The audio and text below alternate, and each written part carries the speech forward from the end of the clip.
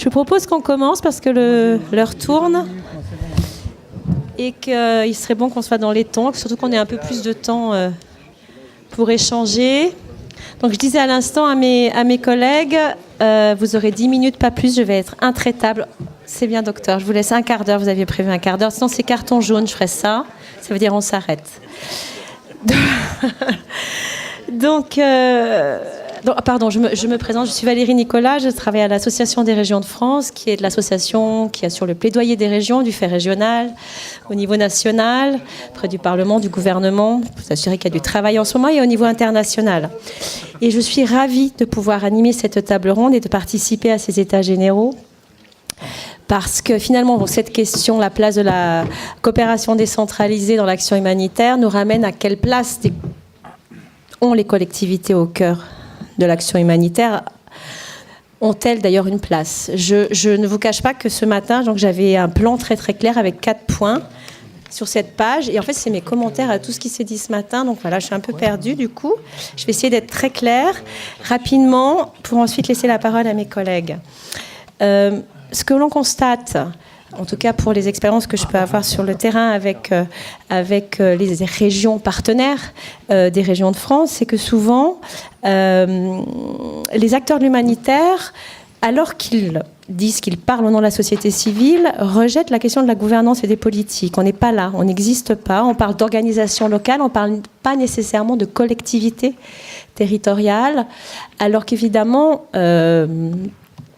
une collectivité territoriale, elle applique des politiques publiques, elle a une légitimité politique. Les élus, les représentants sont élus. Et généralement aussi, elles ont en charge des services de base. L'eau, la santé, l'éducation, qui vous concernent directement sur les actions humanitaires, qu'elles soient d'urgence ou développement, parce qu'il y a quand même une porosité, comme on l'a vu ce matin. Et il y a aussi autre chose, c'est que souvent, effectivement, les acteurs de l'humanitaire associent les collectivités territoriales aux États en disant, de toute façon, c'est très corrompu, il n'y a rien à en faire, etc. Et il y a de la corruption, c'est clair, comme il y a de la corruption dans les États, mais elles ne sont pas toutes défaillantes et elles ont des valeurs, elles ont des savoir-faire, des expertises, une connaissance du terrain qui pourrait être fort utile et, aux acteurs de l'humanitaire. On est souvent dans le partenariat quand on traite de coopération décentralisée. Et du coup, je me dis que, suite à ce que j'ai entendu ce matin, il y a une question fondamentale dans s'il y a changé les paradigmes de l'action humanitaire. C'est celle de mettre au cœur de vos actions humanitaires la question de la décentralisation quand il s'agit de traiter avec les collectivités. C'est fondamental, la décentralisation. Elle est en cours. Les États sont défaillants ou ils ne le sont pas, mais ils sont tous fragilisés, en tout cas par la puissance de la finance internationale, on le sait. Donc même, ce sont des processus qui sont fragiles, qui sont récents, qui sont peu reconnus, parce que ça existe, la régionalisation par exemple, ou la décentralisation, ça a moins d'un siècle, et la régionalisation c'est 30 ans, 40 ans. Je pense qu'il faut absolument que les ONG de l'humanitaire se rapprochent des territoires. Et les élus, me semble-t-il, sont une bonne porte d'entrée. Des points importants à préciser, me semble-t-il, pour ce qui concerne la coopération décentralisée, sujet de notre table ronde. Tout d'abord, un cadre juridique qui a été sécurisé il y a peu de temps par une loi d'orientation et de programmation de juillet 2014, dans lequel d'ailleurs les opérations humanitaires sont traitées, et aujourd'hui les collectivités territoriales peuvent avoir des actions humanitaires sans qu'il y ait de caractère d'urgence. Ça a du sens, ça protège et ça sécurise. On a un fonds aussi, le fonds FACECO, le fonds d'urgence, qui a été coordonné par l'État français, par le Quai d'Orsay. Et il est vrai qu'il tente, en tout cas quand il y a de l'urgence, et que bien souvent les élus sont quelque peu, comment dirais-je, influencés ou en tout cas gênés aux entournures, c'est le cas de le dire, par l'émotion dont on parlait avec M. Noyer ce matin. Ça a du sens, le FACECO peut donner de la cohérence aux actions d'urgence des collectivités. Ensuite, quelques points d'alerte importants, me semble-t-il, et ensuite je laisserai la parole à mes collègues, c'est que cette loi dont je vous parle, qui sécurise, elle ne parle plus de coopération décentralisée. Elle parle d'action extérieure des collectivités territoriales. Il y a un moment où il y a une sorte de marketisation de la solidarité. Il y a aussi marketisation de la COPDES. Et la COPDES, aujourd'hui, on nous demande, et on demande aux collectivités, mais leurs administrés aussi, on voit ce qui se passe en France, combien ça rapporte. La Corrèze contre le Zambèze, ça devient à la mode. Ça redevient à la mode et on le sait d'autant plus dans les régions. On a quand même un changement de positionnement qui est très fort. Et je pense que là, avec les acteurs de l'humanitaire, il y a peut-être un travail à faire en commun pour préserver ce qu'est la solidarité. C'est pas du don, c'est pas du nord-sud, c'est de la coopération, du partenariat.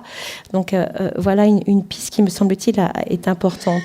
Et ensuite, pour revenir sur d'autres choses qui ont été traitées ce matin, la coopération décentralisée à l'heure où les territoires s'urbanisent, alors où les pays, où on parle d'urbanisation et où tout va vers la ville durable, quand on pense aux ODD, quand on pense à ce qui est pensé pour 2050 et qu'on nous dit tranquillement, mais voilà, vous serez 80% d'urbain, tout va bien. Je pense que là aussi, les humanitaires doivent se rapprocher des collectivités territoriales. Il est fondamental de prévenir, et en cela, la coopération décentralisée fait à cette fonction, en essayant d'établir un lien rural-urbain qui va être nécessaire, sinon les enjeux, avec des enjeux sociaux colossaux, sinon on va fabriquer des bombes atomiques autour des villes. Pour terminer, il est certain que la diversité des acteurs fait, et la mondialisation et cette marketisation constante de tous les acteurs de toutes les actions de la coopération, fait une tendance quand même que le changement de paradigme va être avec la coopération des acteurs, et ce dont on parlait tout à l'heure, il faut effectivement qu'on parvienne à avoir des liens formels entre l'humanitaire et la coopération décentralisée, en amont des crises, pendant les crises et après les crises. Et je reprends ce que disait M. Noyer, vous allez penser que je suis fan, mais un petit peu quand même. Il a dit « Prenons le temps pour revoir nos certitudes ». Voilà, prenons le temps pour revoir nos certitudes, parce qu'il faut un peu du temps pour travailler sur ces sujets. Et il est certain qu'on ira moins vite, mais on ira plus loin. Alors, je vais donner la parole à Véronique Morara, vice-présidente de la région Rhône-Alpes, avec laquelle j'ai la chance de travailler régulièrement en commission internationale. Et à toi la parole, Véronique. Merci beaucoup. Alors, vous m'entendez ? Alors, attends. Il me semblait que ma voix était étouffée. Non. Oui. C'est bon là ? Merci.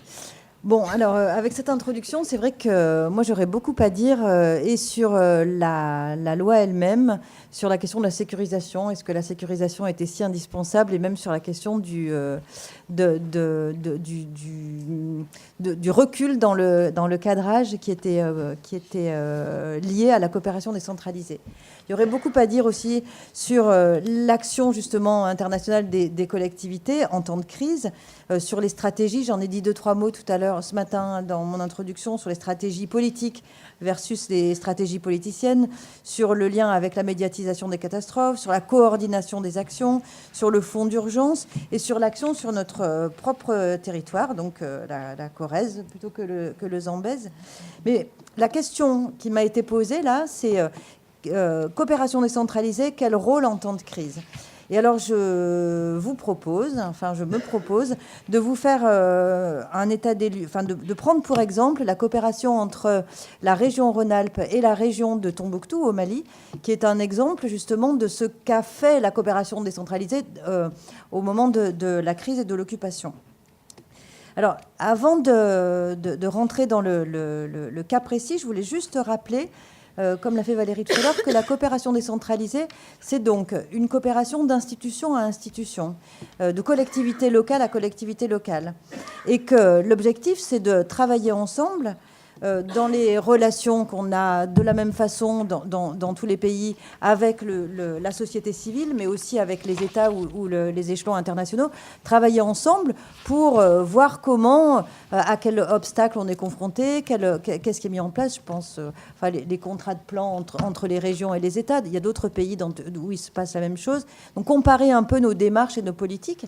Et puis construire ensemble et éventuellement appuyer, s'il y a besoin d'un appui, nos partenaires pour mettre en place des politiques publiques, des services publics, des couvertures sanitaires et sociales locales au service de l'ensemble des citoyens, de l'accès aux droits de l'ensemble des citoyens, mais évidemment plus particulièrement des plus démunis, parce que les plus fortunés ont moins besoin de couverture que les moins démunis. Donc voilà. le corps de métier, le cœur de métier de la coopération décentralisée, c'est mettre l'autorité locale au centre de la décision pour définir et mettre en place des politiques publiques au service d'un développement soutenable du territoire. Voilà. Et puis c'est aussi, du coup, puisque l'autorité locale est au centre de la décision, c'est pas une organisation qui a une thématique spécifique, eau ou sécurité alimentaire. L'autorité locale, elle a vocation à intervenir sur tous les domaines. Par conséquent, mettre l'autorité locale au centre, c'est s'assurer de la globalité du développement, de l'approche systémique qui inclut bien les questions d'égalité des droits, les questions de genre, les questions d'eau, d'assainissement, de sécurité alimentaire, etc., etc. Deuxième chose, la coopération décentralisée.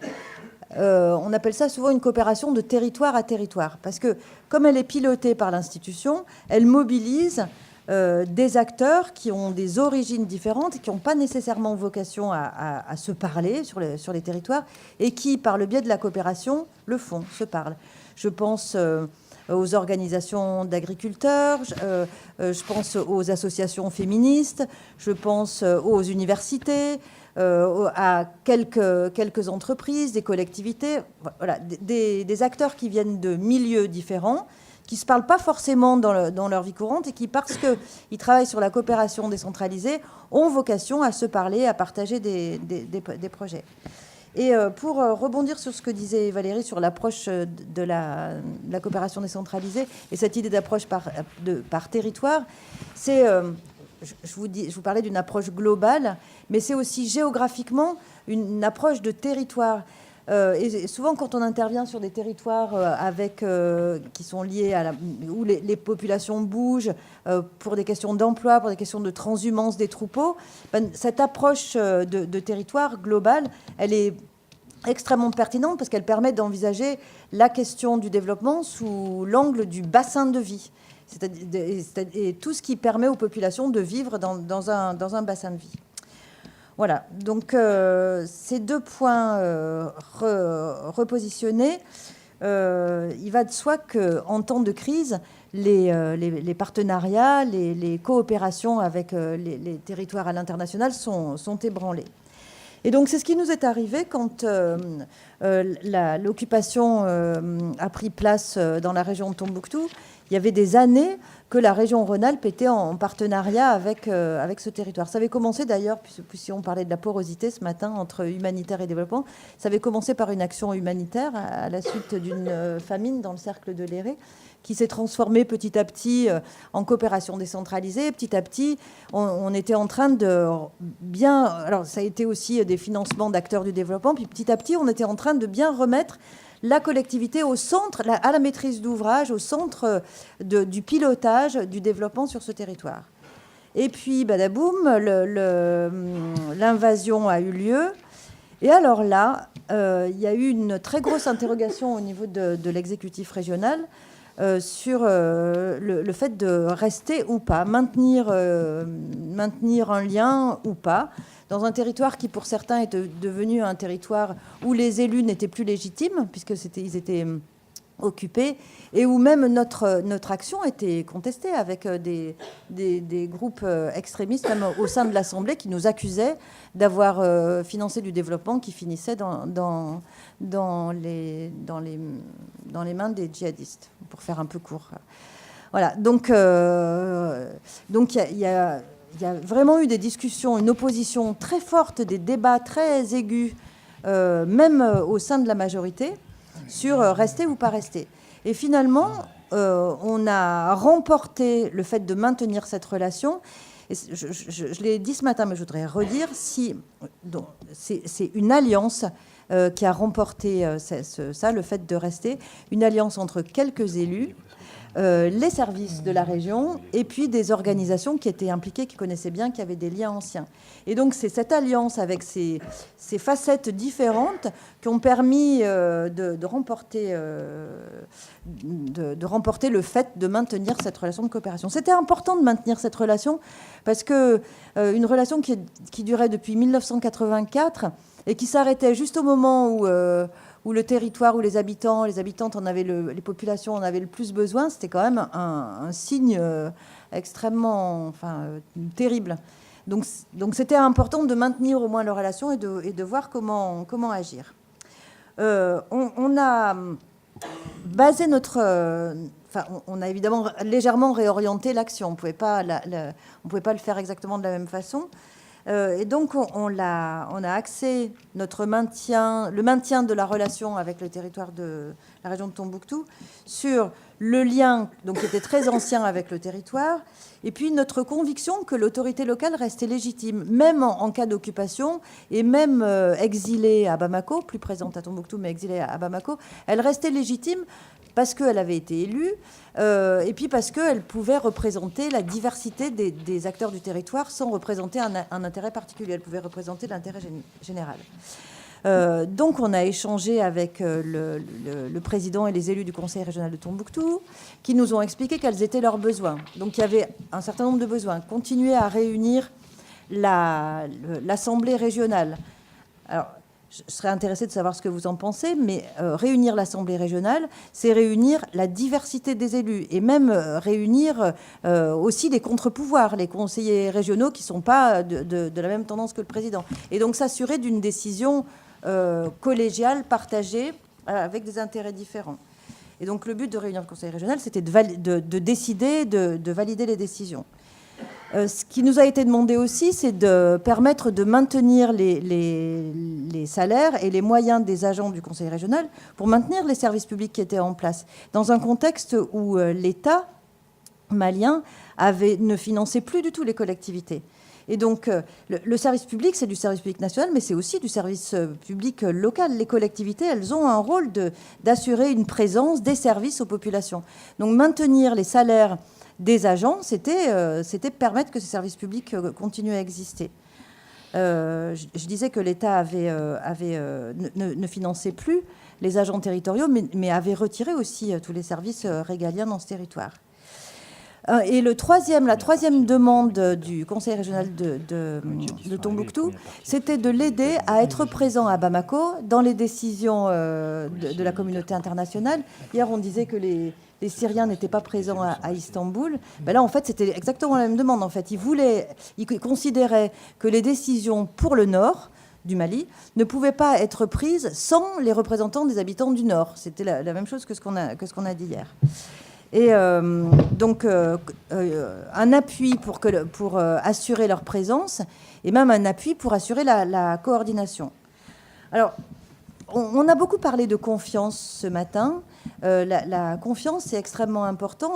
On est toujours à cheval entre la question de la redevabilité. C'est essentiel de pouvoir dire à la société civile, aux électeurs, quand on est élu, de pouvoir dire voilà comment on a utilisé l'argent que vous nous avez confié. Et en même temps, il y a une relation de confiance qui fait qu'on prend un certain nombre de risques, à nous de mesurer les risques pour qu'on ne les fasse pas prendre à l'argent public, parce que là, on serait gravement coupable. Donc, cette relation sur le long terme, cette construction avec des contre-pouvoirs, nous a permis de comprendre ce que le conseil régional voulait et donc de mettre en place un certain nombre de mesures. Premièrement, l'appui budgétaire direct, c'est-à-dire le financement direct de la collectivité pour qu'elle assure son fonctionnement.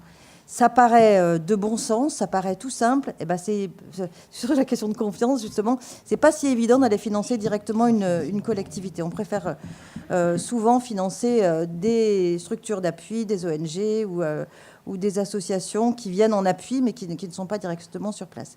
Et puis, on a réaffecté une subvention qui avait été votée sur un poste de coordination à Bamako. Voilà.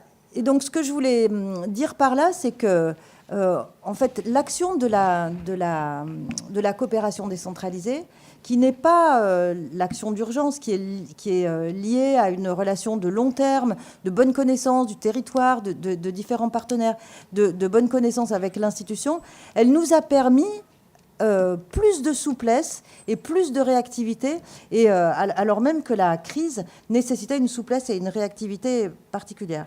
Alors, plus concrètement, ce qu'a fait le conseil régional de Tombouctou, il a mis en place un cadre de concertation pour... Ouais. je parlais 2 fois plus vite, pour réunir l'ensemble des ONG qui intervenaient sur le territoire. Toutes ces ONG étaient membres de clusters. Il y en avait même certaines qui étaient pilotes, qui sont d'ailleurs là dans la salle, je ne sais plus où, mais certaines qui étaient pilotes de clusters. Et donc, un cadre de concertation, ça veut dire toutes les ONG autour de la table pour discuter de leurs priorités et de la complémentarité dans les actions. Mais c'est aussi un échange un échange d'informations remontées du territoire par les élus, par les représentants de la région de Tombouctou. Quels sont les besoins les plus urgents, quelle population faut-il viser, etc. Quelle est la situation au niveau de l'urgence, etc. Et de la sécurité. Et de l'autre côté, les ONG membres de clusters qui faisaient le retour d'informations sur ce qui se passait dans les clusters thématiques.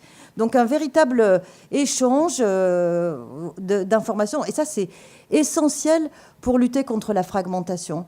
Là, c'est la construction d'une cohésion, enfin d'une réflexion commune autour d'une action humanitaire et de développement. Voilà. Alors, aussi sur la question de la porosité, ce que je voulais vous dire, c'est que donc, la coordination s'est mise en place et les ONG se sont adaptées au cadrage du Conseil régional de Tombouctou. Elles ont répondu aux priorités que le territoire mettait en place. Et donc, elles ont bougé. Certaines sont des ONG réputées pour faire de l'aide humanitaire, d'autres pour le développement. Elles ont bougé, elles se sont adaptées à la situation, elles se sont adaptées aux consignes, au cadrage, en fait, du Conseil régional. Alors, Afrique verte, par exemple, s'est associée à la distribution de céréales. SMARA a assuré la couverture sanitaire avec des personnels de santé dans les zones enclavées. Handicap International a assuré le déminage des zones et puis la fourniture de carburant et de semences pour sécuriser la production alimentaire. AVSF a maintenu son appui aux éleveurs, des actions de santé animale et humaine, le maintien des marchés de bétail. Donc en fait, ils se sont adaptés, ils ont, quand il le fallait, répondu à l'urgence humanitaire, mais ils ont continué à se projeter pour permettre pour ouvrir des perspectives pour la suite. Voilà, c'est une sécurisation des acteurs sur la région pour leur permettre de reconstituer leur stock et puis d'envisager les perspectives d'avenir. Alors, en conclusion...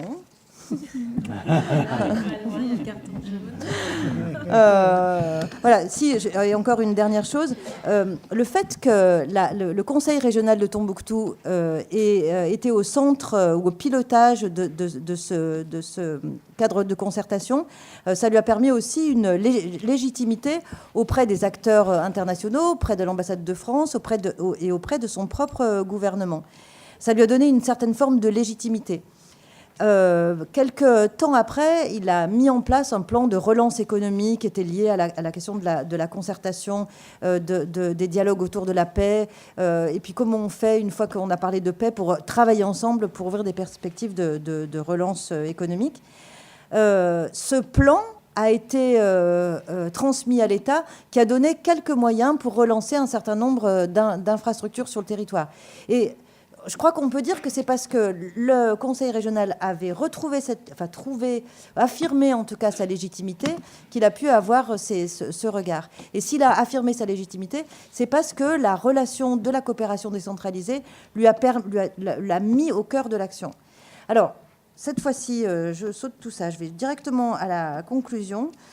Il y a une certaine satisfaction de cette action qui a été souple, réactive, en même temps qui n'a pas lâché l'objectif à long terme, mais qui a su s'adapter, qui a mis en priorité le destin et la situation des populations locales. Donc, qui a cherché à agir et à agir le plus intelligemment possible. On est extrêmement bien entouré en Rhône-Alpes. On a vraiment de la chance d'avoir des acteurs qui sont extrêmement expérimentés et intelligents.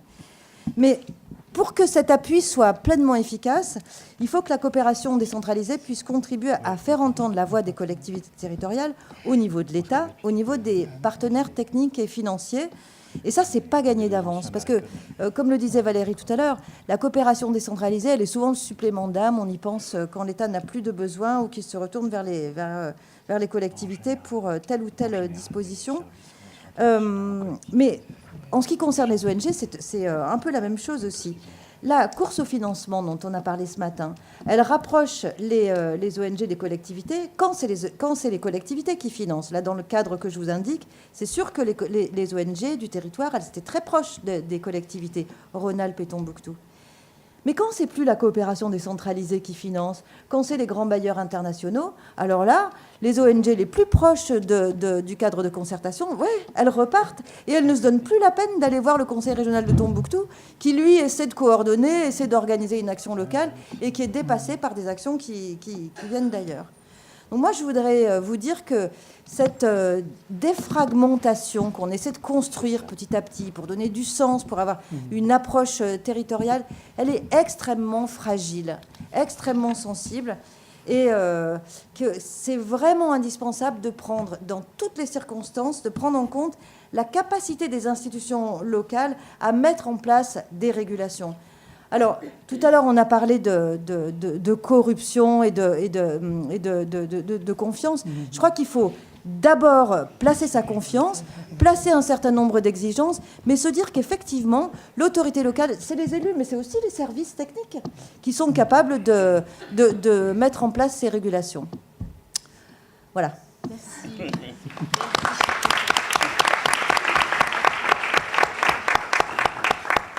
On donne la parole maintenant à Mohamed Sadie, maire et président de l'intercommunalité de Dania au Liban, zone nord, très impactée par la situation syrienne. Merci d'être ici.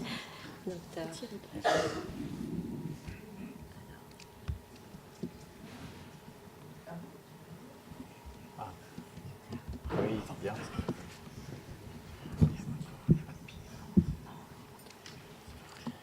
Merci madame. J'espère de me dire le temps c'est fini. Je suis heureux et honoré d'être ici auprès de vous pour parler auprès de la situation, de l'impact de la... Faut augmenter un peu. Non, augmente un peu le micro, numéro 3. Le troisième. C'est le 3. Le 3. Non, l'autre. Oh, merci. C'est bien, parce que Merci. Ça va aller, je pense. Ça va. Donc, merci, Madame Valérie. Je suis heureux et honoré d'être ici de parler auprès de l'impact de la crise syrienne sur la situation économique et sociale dans notre région d'Ani, au nord du Liban. Et je remercie fortement les organisateurs, et spécialement M. Joseph, Humano Coop. Quelqu'un hier a dit que 1% du peuple possède 90% du fortune mondiale. Oui, mais les 20%, il n'y a pas égalité pour la distribution de ces 20%. C'est pour cela qu'il faut donner le support maximum pour les actions humanitaires et maintenant pour Humano Coop pour jouer le rôle nécessaire dans notre vie quotidienne et pour l'être humain. Retournons à nos moutons. Plus de 4... Oui, non. En fait, il y a un petit problème. Non, pas là, l'autre. OK. Si vous appuyez sur la flèche, Oui. ça... Plus de 4 ans, la crise syrienne a implosé, entamant sa 5e année au mois de mars dernier 2015, sans qu'aucune solution claire ne soit entrevue, du moins à court terme. L'Agence des Nations Unies pour les réfugiés, UNHCR, avait annoncé depuis le 29 mars 2014 que les déplacés syriens constituaient le plus grand nombre de bénéficiaires de ces services et qu'il s'agissait de la plus grande crise humanitaire que l'UNHCR a été amené à gérer depuis sa création en 1950. Ça marche pas. Ça ne marche pas. Cliquez un coup dessus. Cliquez un coup dessus et après réessayez. Cliquez dessus. On va essayer de le fermer. Ah non, mais rien ne marche là.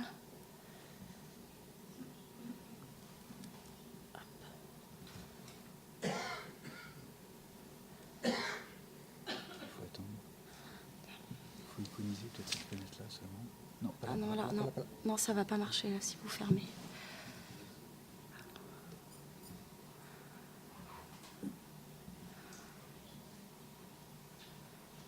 Mais en icône, ça c'est bon. C'est le petit trait. Tu mets juste en icône ça. C'est ça. On va le baisser. Tu peux. Est-ce que je peux utiliser la mienne? Ça Est-ce que je. ça fonctionne. Ok. Ça fonctionne. Ok. À la fin, donc, le Liban accueille 30% de l'ensemble des déplacés syriens, ce qui représente le 1/3 de sa population. C'est selon les statistiques de l'UNHCR. Mais comme je crois, il y a majorité, le nombre c'est plus grand que ça.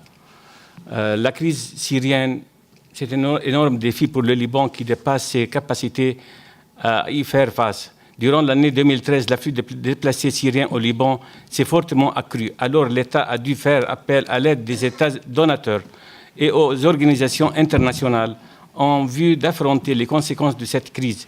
Au début du mois d'avril 2015, le nombre de déplacés syriens au Liban a atteint plus de 1 196 000 parmi les 4 millions et selon toujours les statistiques de l'UNHCR, parmi les 4 millions dans tout le monde, ça, sans compter ceux qui ne sont pas enregistrés et les 45 000 réfugiés palestiniens qui ont venu du camp de Yarmouk au Liban, qui sont venus de Syrie, et le retour de plus de 30 000 Libanais résidant en Syrie. Le gouvernement libanais a lancé en coopération avec les Nations Unies et les ONG le plan de réponse à la crise, Regional Response Plan, pour encourager les institutions gouvernementales à assurer le financement nécessaire au développement et au renforcement de leur rôle dans la fourniture de l'aide humanitaire. D'après la Banque mondiale, en 2013, 2,5 milliards de dollars est le montant dont le Liban a besoin pour lutter contre les effets de la crise syrienne, contenir son impact et stabiliser la situation économique, tandis que seulement 187 millions de dollars ont pu être assurés. Jusqu'à maintenant, et la dernière déclaration de la Banque mondiale que le Liban a payé 15 milliards de dollars pour contenir l'impact de la crise syrienne, soit 1/3 de son produit interne brut, PIB.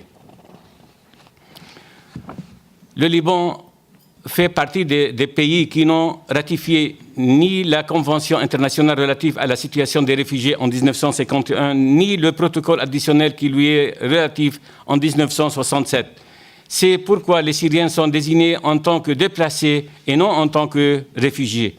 Et on n'oublie pas qu'il y en a entre le Liban et la Syrie, les traités signés entre les deux pays, traités de fraternité, de coopération, de coordination et politique de la porte ouverte. Cette politique n'avait pas changé avec le début de la crise et son aggravation, mais il y avait eu un durcissement des conditions d'entrée au Liban pour les citoyens syriens, un visa pour 6 mois. L'impact de la crise syrienne sur la région de Daniye. La région de Daniye représente 3% de la superficie totale du Liban. Elle repose essentiellement sur l'agriculture et se caractérise par un surplus de main-d'œuvre et d'un taux de pauvreté et d'immigration élevé à 58,6, au-dessous de celle de pauvreté en 2012, avant la crise syrienne. Et maintenant, ce pourcentage est devenu plus que 85% après la crise syrienne. Les spécificités naturelles et environnementales constituent le principal capital de la région. L'Union des municipalités de Daniye veille à améliorer l'image de la région, à promouvoir l'activité touristique en vue d'augmenter ses facteurs d'attraction et de diversifier ses activités. D'après l'UNHCR, Daniye a accueilli en juin 2014 environ 51 000 des déplacés syriens, qui est un grand nombre par rapport à sa population. Et maintenant, et selon les dernières statistiques, ce nombre sera 71 000, qui représente 45% de la population de Daniye.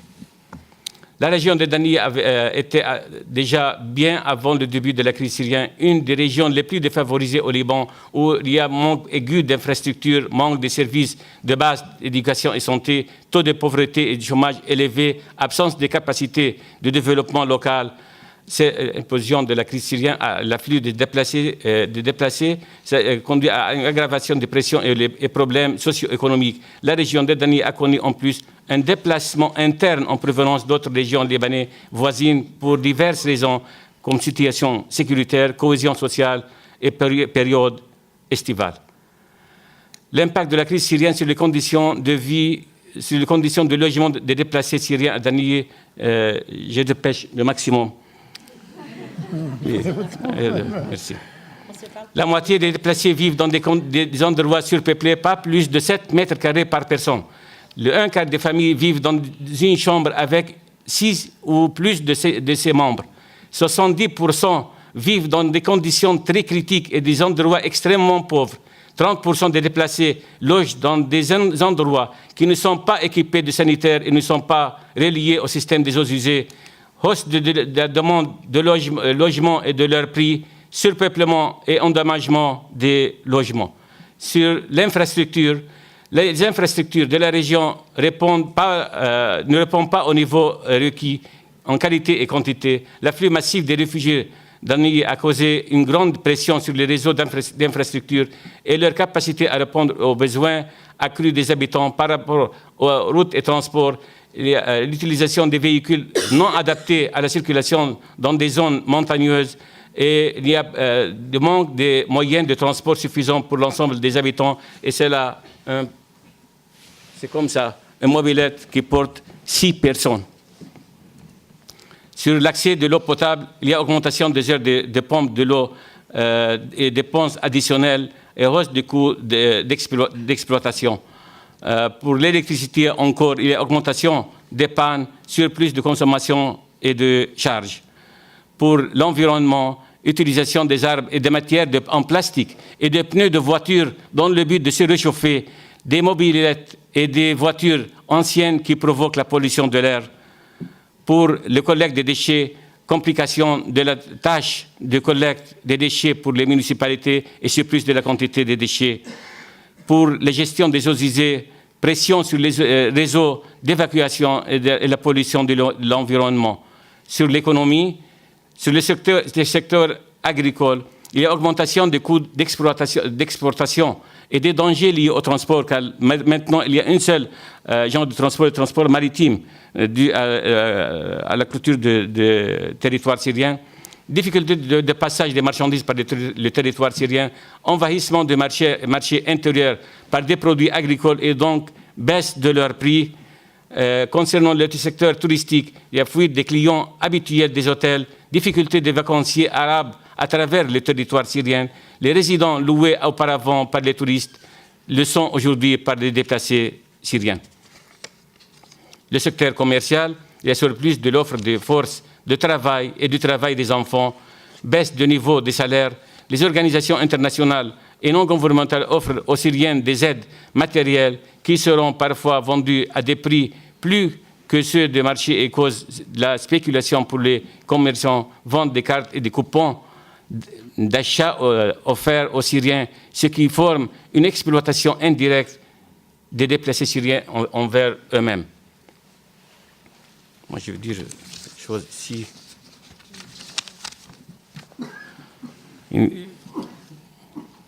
OK.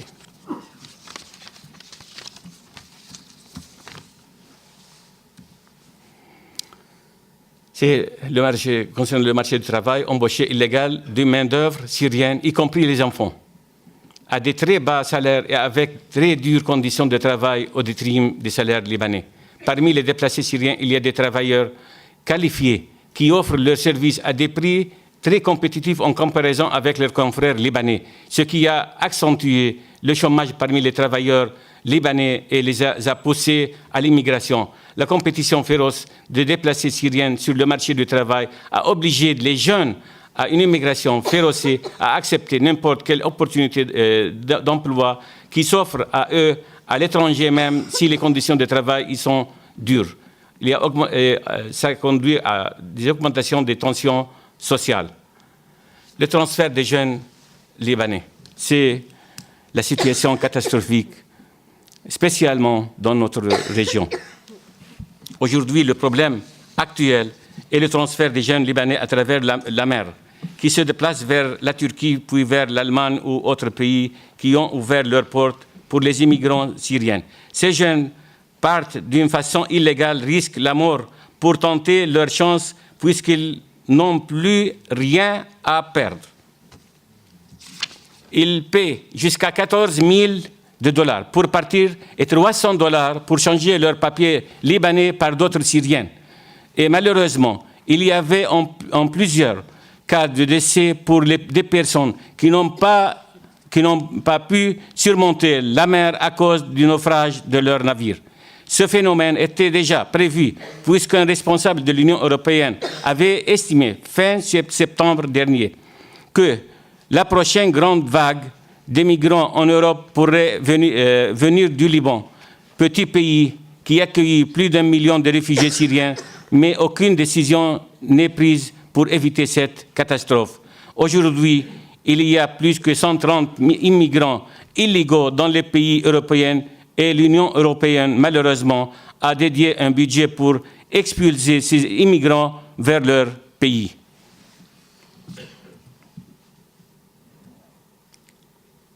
Il dépêche. Coopération qui manque de coordination.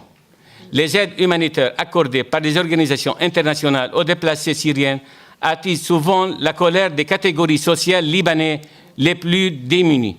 Aux revenus limités, ces catégories qui vivent sous le seuil de pauvreté se sentent marginalisées et privées de ces aides dont elles ont grandement besoin. Les aides sont réparties d'une façon aléatoire, sans faire des études sur terrain.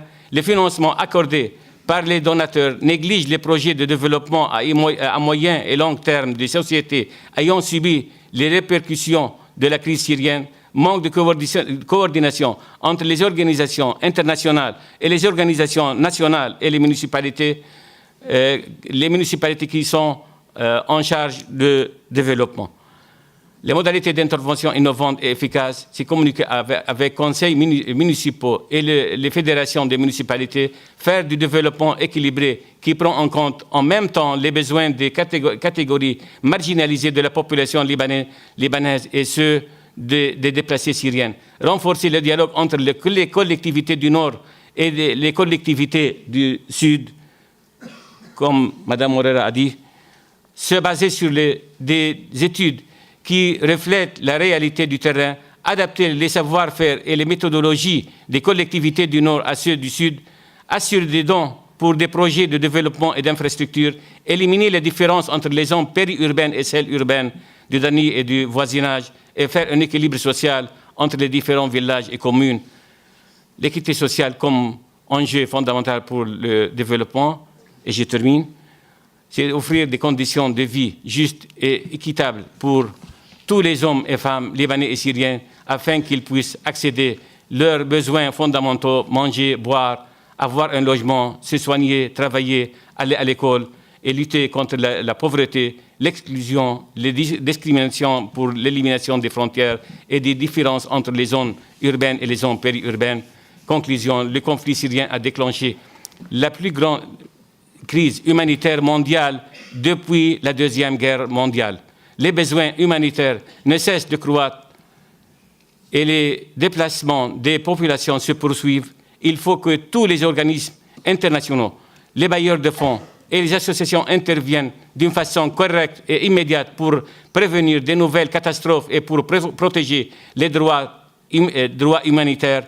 Il faut sauver le Liban qui est subi à une catastrophe très lourde et tragique qui lui conduira vers l'inconnu. Pour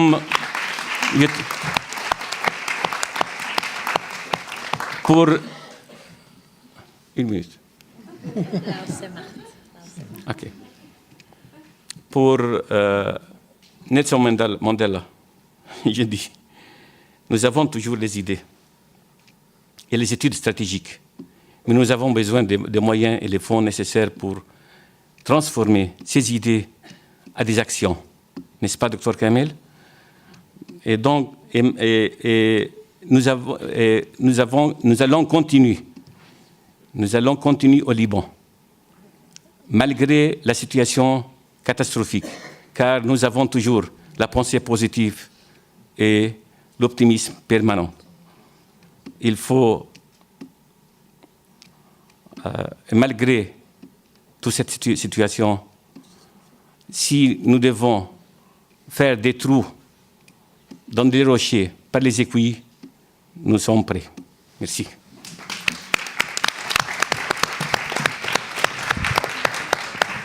Merci beaucoup.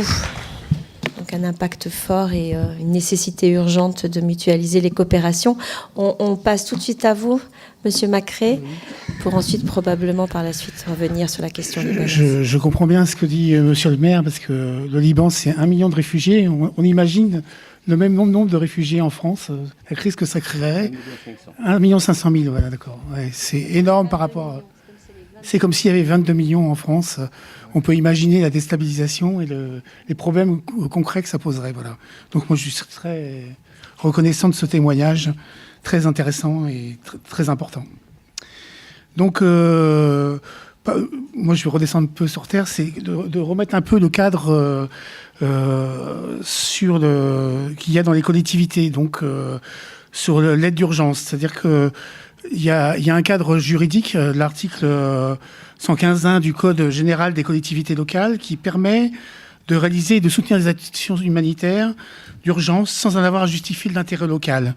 Ça me paraît important que n'importe quelle collectivité peut prendre, effectivement, décider des actions humanitaires dans ce cadre-là, quoi. Voilà. Cette disposition, elle permet de sécuriser les collectivités qui souhaitent apporter des fonds pour les catastrophes naturelles, donc Haïti, les Philippines, et lors de conflits, le Mali, le Gaza.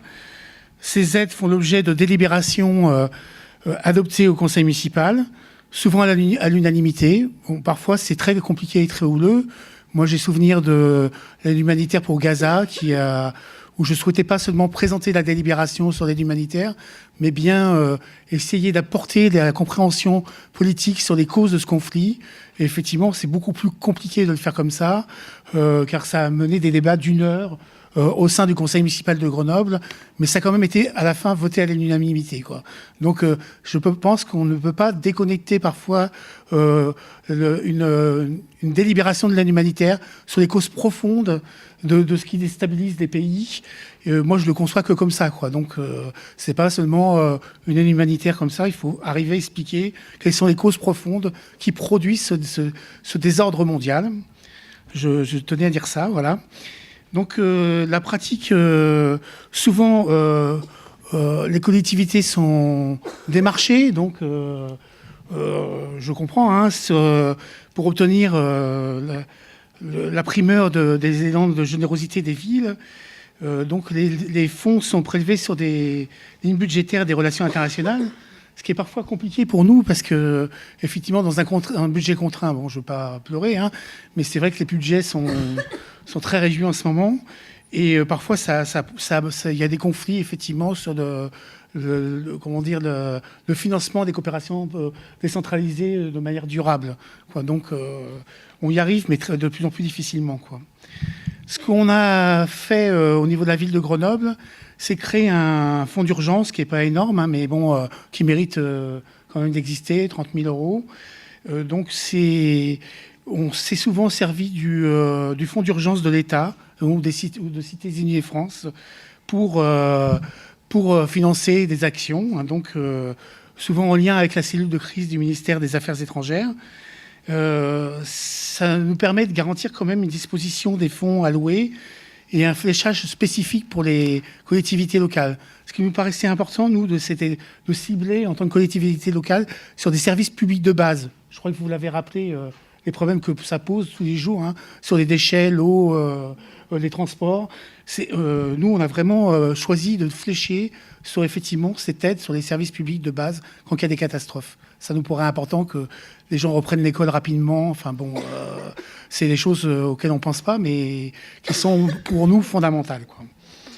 Donc, je l'ai dit, on l'a fait pour Gaza, donc, et pour les populations déplacées du Népal, donc de l'Irak aussi, voilà. Donc, ce que je l'ai dit, on ne peut pas le faire sans les causes historiques, quoi.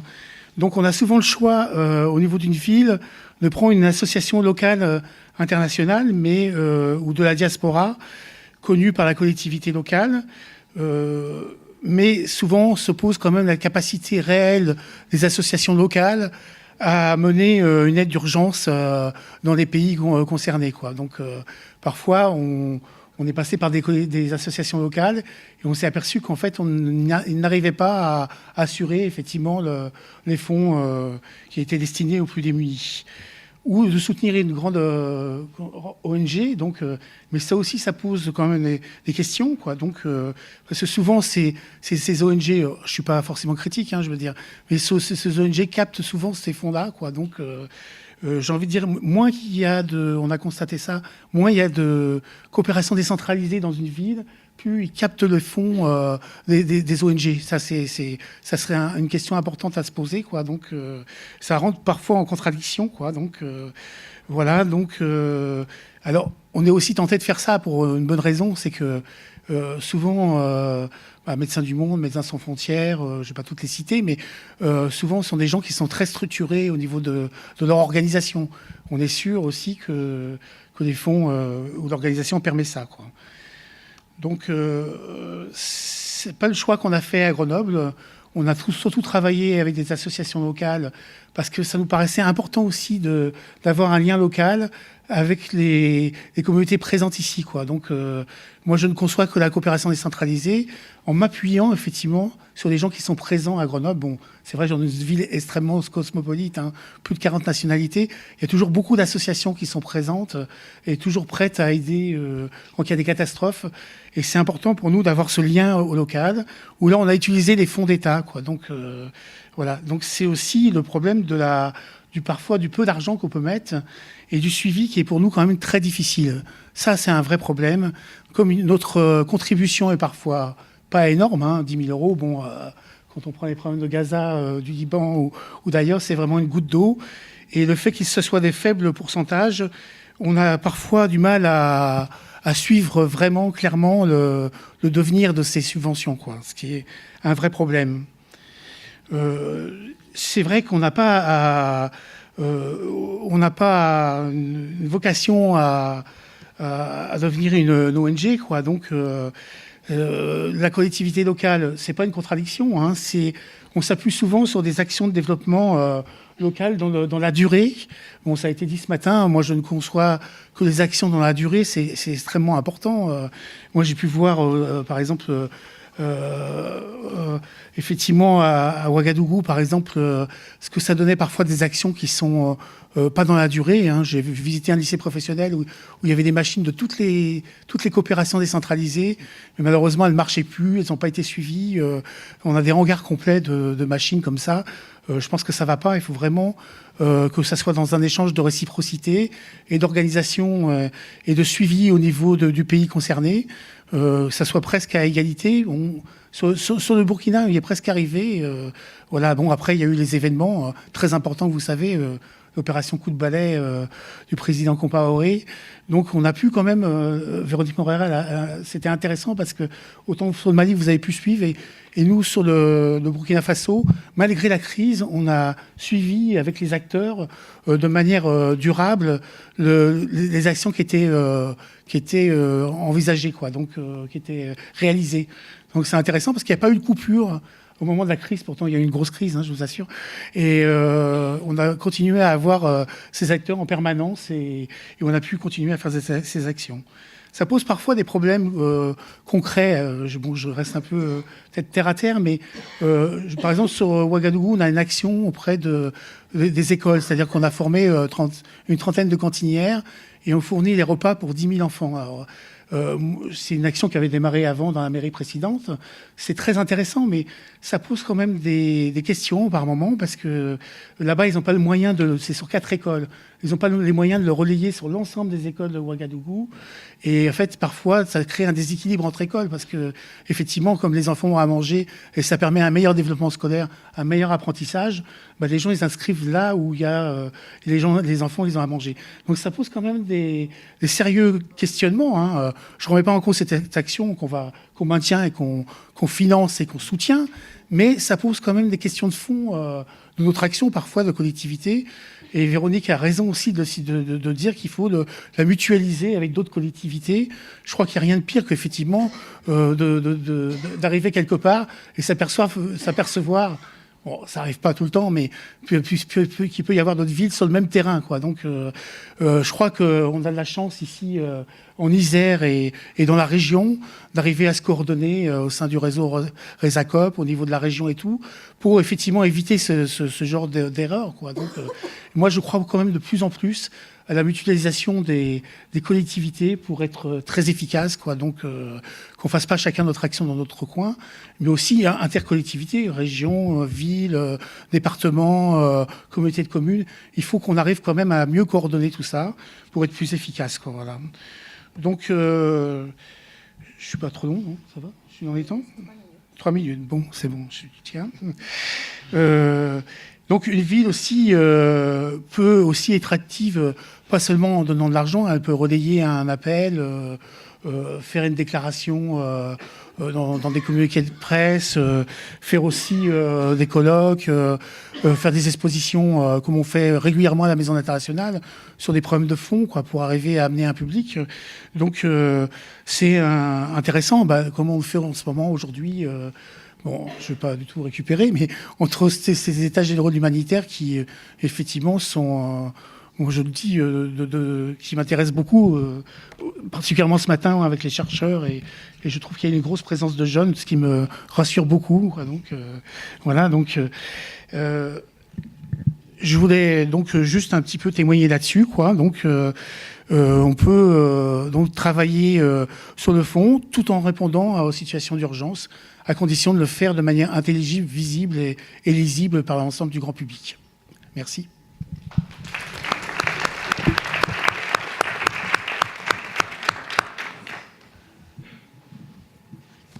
Merci, monsieur Macron. On continue. On va changer de place. Ah oui, on va changer de place. On va changer de place avec les micros, l'ordinateur.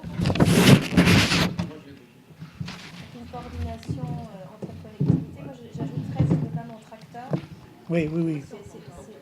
Ah, pardon, excusez-moi. On parlait de mutualisation et de coordination entre collectivités et entre acteurs, plus généralement, puisque là, on est au cœur de notre sujet.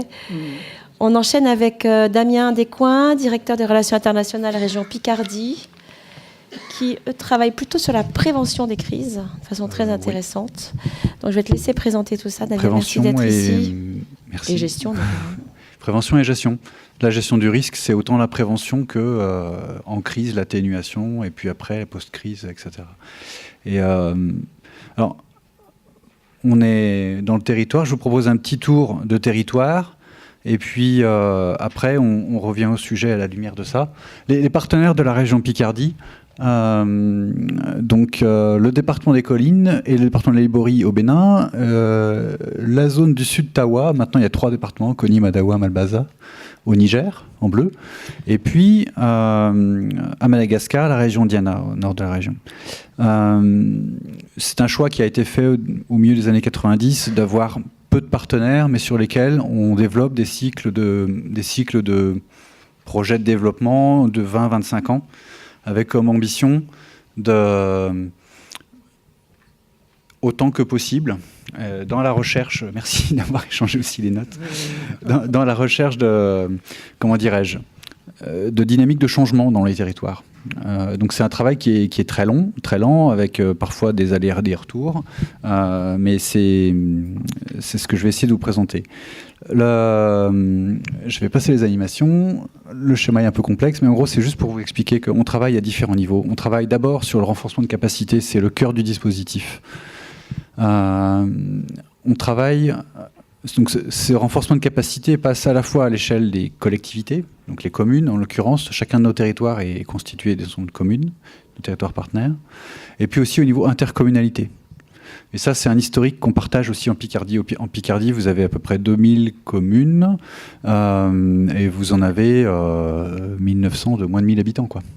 Donc c'est des micro-communes qui n'ont absolument pas de capacité de maîtrise d'ouvrage propre. Et ça, on le partage avec nos partenaires en Afrique. Donc cet historique-là nous a pas mal inspiré avec nos partenaires sur le fait intercommunal. Et ça, c'est vraiment quelque chose qui a été extrêmement important, puisqu'au final, ce sont, au bout d'un certain temps de projet, au bout de 2, 3, 4 phases, c'est l'intercommunalité elle-même qui porte la stratégie de renforcement de capacité de ses communes membres. C'est plus nous. On travaille également sur l'animation du territoire. Et donc ça, l'animation du territoire, c'est c'était un deuxième fer de lance, ce que j'appellerais la mise en dialogue des pouvoirs locaux. Et quand je dis pouvoir, c'est au sens très large. Ça peut être l'élu local, ça peut être le chef de service déconcentré de l'État, ça peut être un chef religieux ou traditionnel, et ça peut être aussi la population, organisée plus ou moins, dans certaines conditions, etc. Et pour nous, le développement, ça passe par ce dialogue-là, ce dialogue territorial-là, et ça se traduit, par exemple, dans des planifications, des documents de planification, dans des stratégies partagées, ce qu'on appelle aussi démocratie participative. Ensuite, des volets sectoriels qui vont dépendre des problématiques qu'on rencontre et qu'on se définit comme prioritaires avec nos partenaires. Donc là, sur cet aspect de priorisation, je fais un peu écho à ce qu'on a entendu ce matin, et je suis complètement d'accord avec cette idée de dire quand on arrive dans un partenariat, on ne sait pas ce qu'on va rencontrer, on ne peut pas arriver avec des idées préconçues, et c'est dans le diagnostic territorial partagé qu'on va découvrir des choses.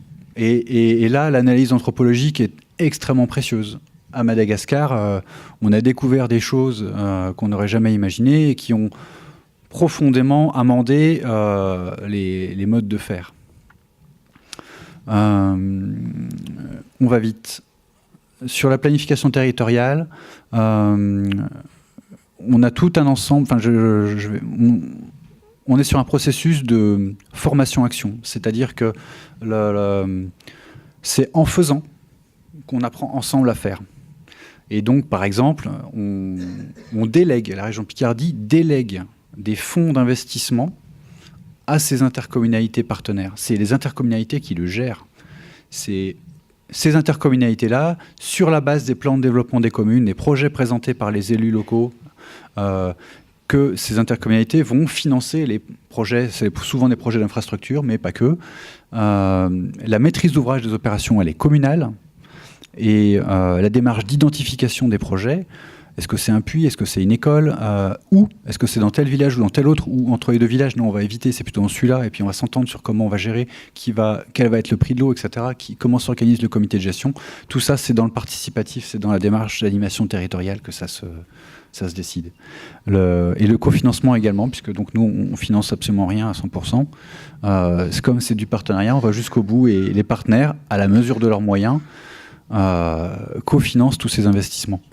Là-dessus, j'ai un indicateur qui est très intéressant pour nous, c'est que, par exemple, il y a notre plus ancien partenariat au sud Bénin, dans les collines. On a commencé, nous, on finançait à 80% l'investissement et eux 20%. Maintenant, sur la plupart des opérations, c'est 50-50. Et puis, concernant l'intercommunalité, dans les premières années, pour le coup, là, on avait fait on avait fait une exception. Les premières années, on avait financé complètement les salaires des techniciens intercommunaux. Là, au jour d'aujourd'hui, 75 à 80% des coûts de fonctionnement de l'intercommunalité sont autofinancés par les communes sur cotisation. Voilà, donc le petit tour de ce qu'on peut trouver comme type d'opération dans le domaine de l'eau, de l'assainissement, financé par ces outils-là. Scolaire, c'est vraiment les équipements et services publics de base. Et tout ça, on a aussi parlé de SIG, on a des partenaires qui, petit à petit, apprivoisent ce genre d'outils et qui nous sortent des cartes assez sympathiques. Et voilà, dans le de... Je vais très vite là-dessus. C'est un deuxième axe, par exemple, sur le travail sur l'économie sociale et solidaire. On a structuré depuis quelques années, avec des partenaires béninois, un réseau d'entreprises qui se fixe comme objectif de travailler avec des publics vulnérables et donc d'avoir des impacts sur ces publics vulnérables, que ce soit des publics vulnérables en tant que salariés, en tant que fournisseurs ou en tant que clients.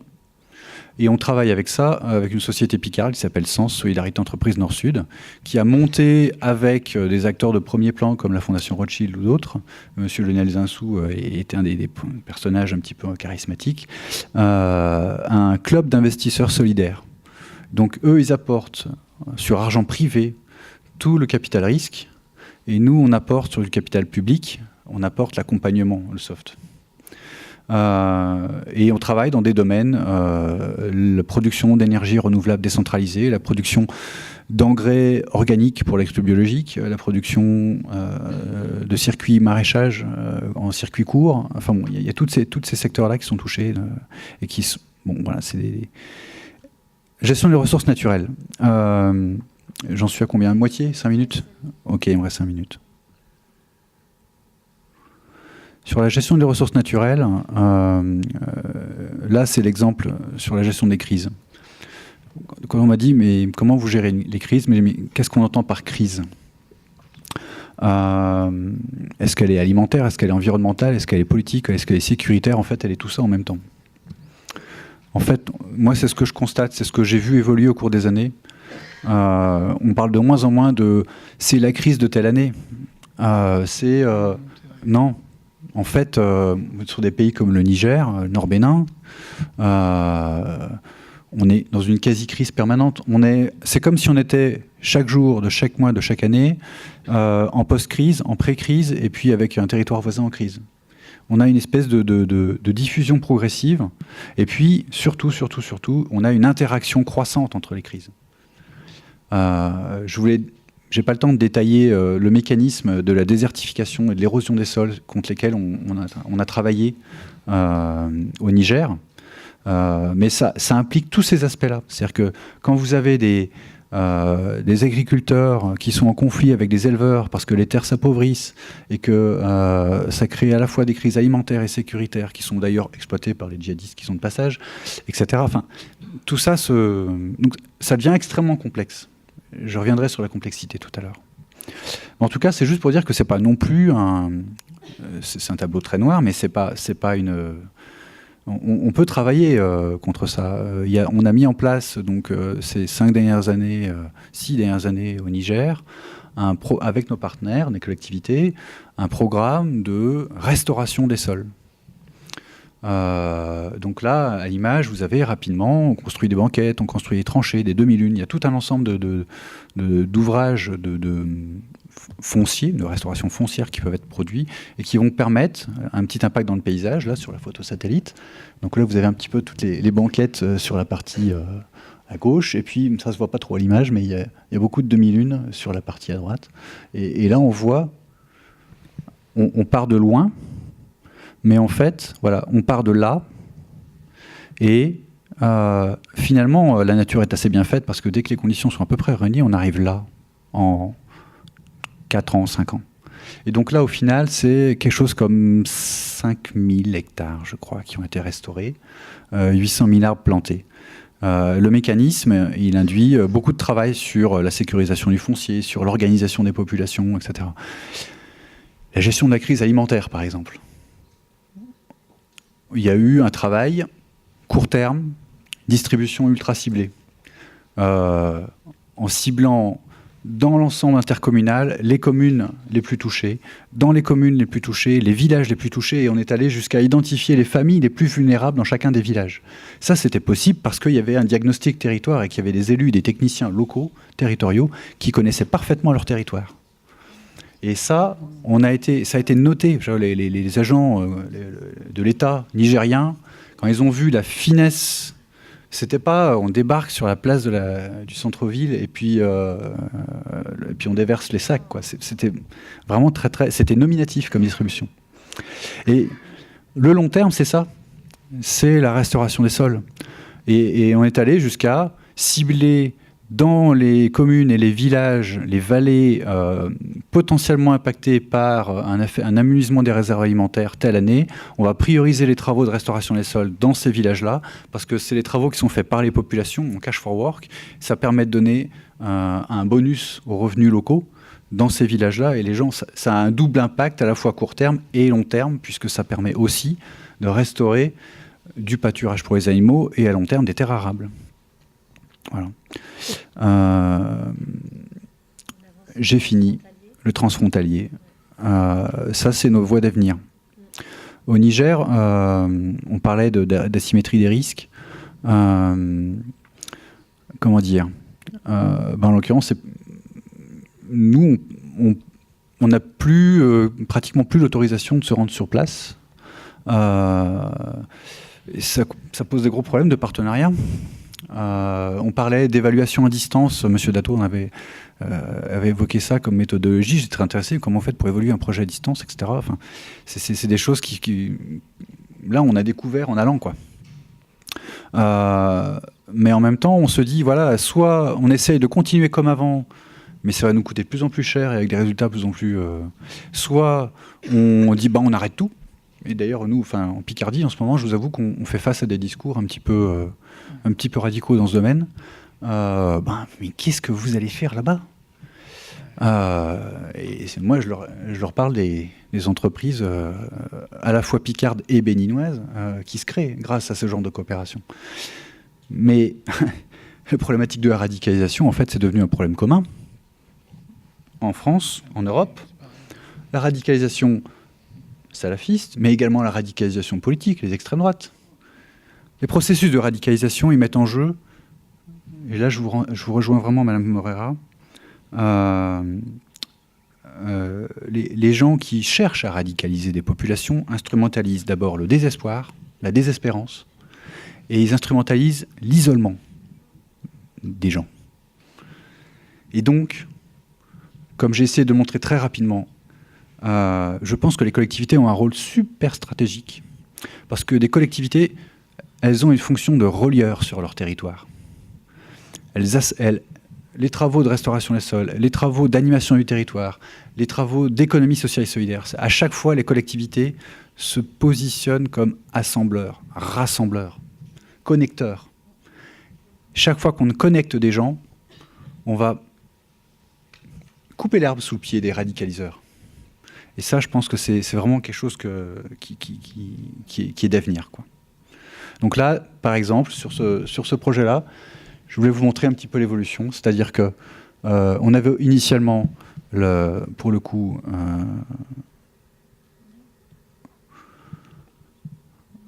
donc, on avait ces 4 territoires partenaires.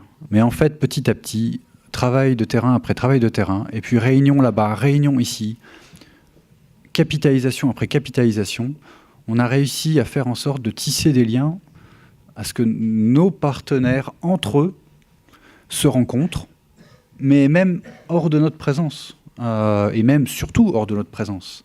Donc, vous avez au Bénin, finalement, le département des collines, celui de la Liborie, qui finalement se sont réunis avec le Borgou, qui tiennent finalement des réunions trimestrielles.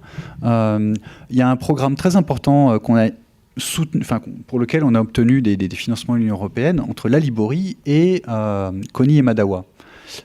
C'est un programme pour lequel l'Union européenne nous a appuyés, qui a permis d'initier des collaborations transfrontalières sur des thématiques comme les filières économiques agroalimentaires ou la gestion des ressources naturelles. C'est-à-dire que les Béninois étaient très forts dans le domaine des filières commerciales et ça a beaucoup intéressé les Nigériens. En même temps, les Nigériens avaient acquis beaucoup d'expérience dans le domaine de la restauration des ressources naturelles et ça intéressait beaucoup les gens du Nord-Bénin parce que dans la Liborie, il y a un parc naturel réserve de la biosphère internationale et ils ont beaucoup de mal à gérer les marges frontalières autour de ce parc.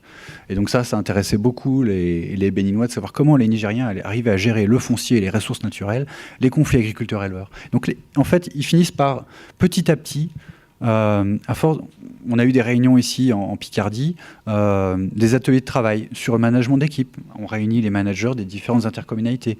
On a travaillé sur les SIG. Et donc, il y a quelques semaines, on a travaillé sur l'animation du territoire. Et ça, c'est là-dessus que je veux conclure, parce que pour moi, l'animation du territoire, c'est une belle arme contre la radicalisation.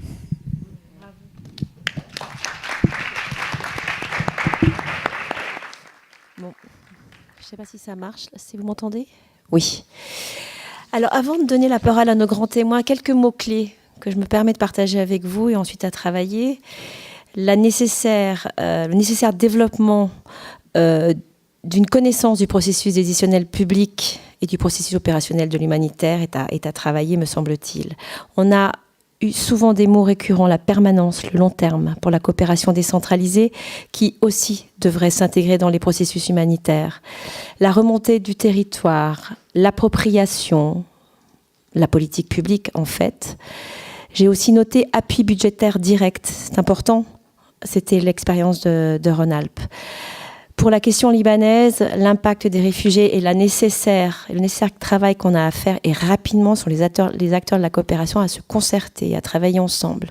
À titre d'information pour tous, il y a une mission qui a été organisée par le Quai d'Orsay où toutes les associations d'élus vont être représentées, le CNFPT, et on va travailler directement avec le Bureau des villes et des territoires libanais en espérant d'essayer de concerter. J'espère que les ONG ont été consultées et sont invitées à ces rencontres de travail qui auront lieu à la fin du mois de novembre. On a cette question, bien entendu, des budgets contraints et de la redevabilité des élus locaux et de la fermeture des esprits qui va rendre complexe le travail des relations internationales et de la coopération décentralisée des collectivités. Et on a besoin de la société civile, donc vous. C'est fondamental, à savoir qu'on a aussi sur nos territoires la diaspora et on a une nécessité, tous autant qu'on est, d'assurer une éducation à la citoyenneté mondiale. C'est fondamental.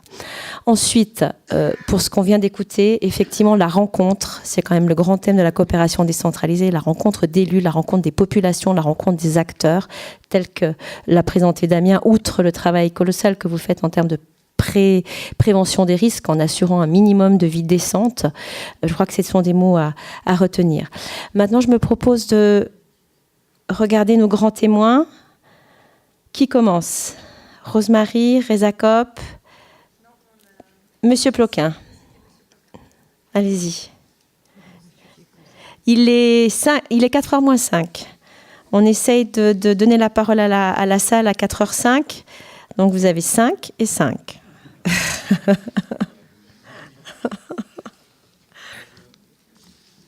Je me tiens là, j'espère qu'il n'y aura pas de harcèlement. Bonjour. J'interviens avec, dans le programme, 2 sujets qui motivaient une intervention. Il y avait la question, sur la question des migrants et des réfugiés, quel dispositif mis en œuvre? C'était évidemment abordé avec Mohamed Sadier, mais pour ce qui concerne cette fois-ci la France, la région Rhône-Alpes. Et puis un autre sujet sur lequel on a un petit peu échangé, étude de cas, quels sont les freins, les obstacles à la coopération décentralisée dans la région d'Afrique des Grands Lacs.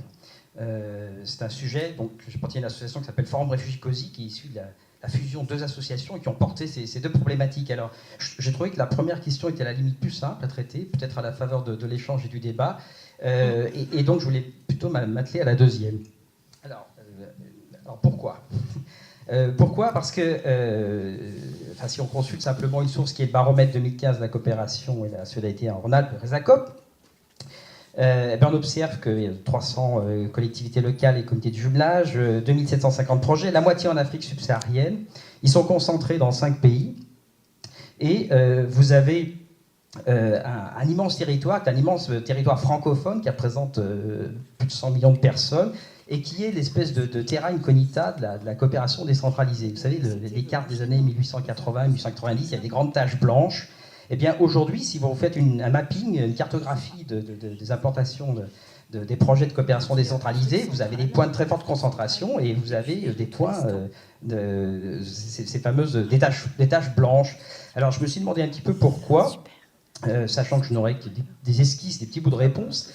Et en m'intéressant à un cas type, j'allais dire, qui est la République démocratique du Congo. Pourquoi? Parce que c'est le géant francophone, c'est 4 fois la France, c'est le plus vaste espace francophone, avec des guillemets, bien sûr, des réserves après l'Algérie. C'est de loin le pays francophone le plus peuplé. Bien que tout le monde ne soit pas francophone, mais c'est plus peuplé que la France. Et je pense qu'on compte les projets de coopération décentralisée dans ce pays sur les doigts d'une main en France. Enfin, je pense même sur les doigts d'une demi-main ou même d'un cinquième de main. Bon. Alors, ça interroge évidemment. Et alors, il ne s'agit pas de parler du Congo pour le Congo, mais de se dire ce cas type, à quoi ce qui renvoie comme question sur la manière d'intervenir, la manière de répondre, d'entrer en projet et de poursuivre. Sachant que paradoxalement, un pays comme celui-ci est un pays où il y a une coopération bilatérale florissante, où il y a eu, alors ça a été, Goma a été une des capitales de l'humanitaire, tragiquement capitale. Ça fait longtemps qu'il y a des ONG sur le terrain, depuis les années 70, et notamment des ONG iséroises. Il y a une communauté congolaise en France, on a parlé du rôle des diasporas, qui est une des plus nombreuses, même si elle est relativement récente. Alors, quelques éléments de réponse pour expliquer, enfin, pour essayer de comprendre ce paradoxe. Voilà. De bonnes raisons, finalement, qu'il y aurait de voir les projets se déployer, et puis en fait, ce constat de cette tache blanche sur la carte. Alors, évidemment, des éléments de réponse qui tiennent à l'histoire et à la géographie, j'ai parlé, mais c'est évident, c'est-à-dire que c'est un pays avec lequel il n'y a pas d'histoire coloniale. Alors, je ne dis pas qu'il faut une histoire coloniale pour intervenir, mais en tout cas, tout ce que tisse 100 ans ou 150 ans d'histoire n'existe pas. Et donc, ce pays-là, et d'autres pays de la région, la RDC, la France, mais aussi leurs collectivités territoriales, ce sont des pays qui ne sont pas familiers l'un à l'autre. C'est-à-dire qu'il y a des effets de familiarité, il y a des effets de choses qu'on connaît en arrivant, même dans des pays qui sont très différents, et qu'on ne trouve pas dans un pays comme celui-ci. Il y a du dépaysant en permanence. Chacune des deux parties doit se mettre à l'école de l'autre pour se comprendre. Voilà, il y a quelque chose qui n'est pas acquis. Il y a évidemment la géographie, c'est-à-dire que d'abord c'est un pays immense, c'est-à-dire que c'est un pays qu'on ne comprend pas, c'est un pays qui nous comprend, c'est un pays qui nous circonscrit puisqu'on le circonscrit. C'est un pays qu'on aborde par les marges, par les frontières, par l'Est, par l'Ouest, qui échappe en quelque sorte à une approche qui se voudrait simple et rapide. Des éléments d'explication qui tiennent aussi au contexte politique, administratif, sécuritaire. Les années d'essor de la coopération décentralisée en France correspondent aux années Mobutu. Donc en face, on avait quoi? On avait un parti unique, on avait un régime autoritaire, on avait un régime prédateur, on avait une absence de politique de développement local, avec un système hyper centralisé, avec des représentants locaux sans marge de manœuvre. Ce n'est pas les meilleures conditions pour créer un vis-à-vis entre élus, surtout quand il n'y a pas d'élus. Puis ensuite, il y a eu l'effondrement de l'économie, il y a eu la grande crise politique des années 90, il y a eu les guerres. Je passe tout là-dessus, mais encore une fois, c'est un cadre qui fait fuir. Enfin, c'est un cadre, quand on regarde les conditions de possibilité de démarrage de quelque chose, il y a tous les critères pour ne pas y aller. En même temps, alors c'est un pays qui est sur le mode, vous savez, après les crises, on parle de post-crise, et c'est un pays dans lequel on est dans le post-crise depuis 20 ans. Donc, à quand qu'est-ce que c'est que le post-crise? En même temps, c'est un pays où ça bouge, et d'autres dans la région. Une paix qui petit à petit se met en place, mais qui est laborieuse, une constitution qui a mis en place des entités décentralisées des provinces, donc qui donne un cadre législatif, des élections provinciales, des assises de la coopération décentralisée, et surtout de très nombreux responsables, élus, cadres administratifs, qui veulent faire bouger les choses, et qui attendent des vis-à-vis, voilà, qui essayent comme je dis souvent, de sortir, de mettre les mains sur le bord de la bassine pour voir s'il y a quelqu'un. Alors, enfin, des éléments qui tiennent aux acteurs. Pourquoi est-ce qu'il n'y a pas ces projets de coopération? Eh bien, je dirais côté congolais, souvent, alors d'abord des gens qui sont tout neufs sur ce terrain de la coopération décentralisée, qui ont des habits tout neufs et qui doivent apprendre à se posturer dans cette relation tout à fait nouvelle qui a peu d'histoire derrière. Et ils arrivent 10 ans, 20 ans, 30 ans après les autres. Bon. Donc il y a un rattrapage à faire en quelque sorte dans cette façon de se posturer comme interlocuteur sur des projets de coopération décentralisée.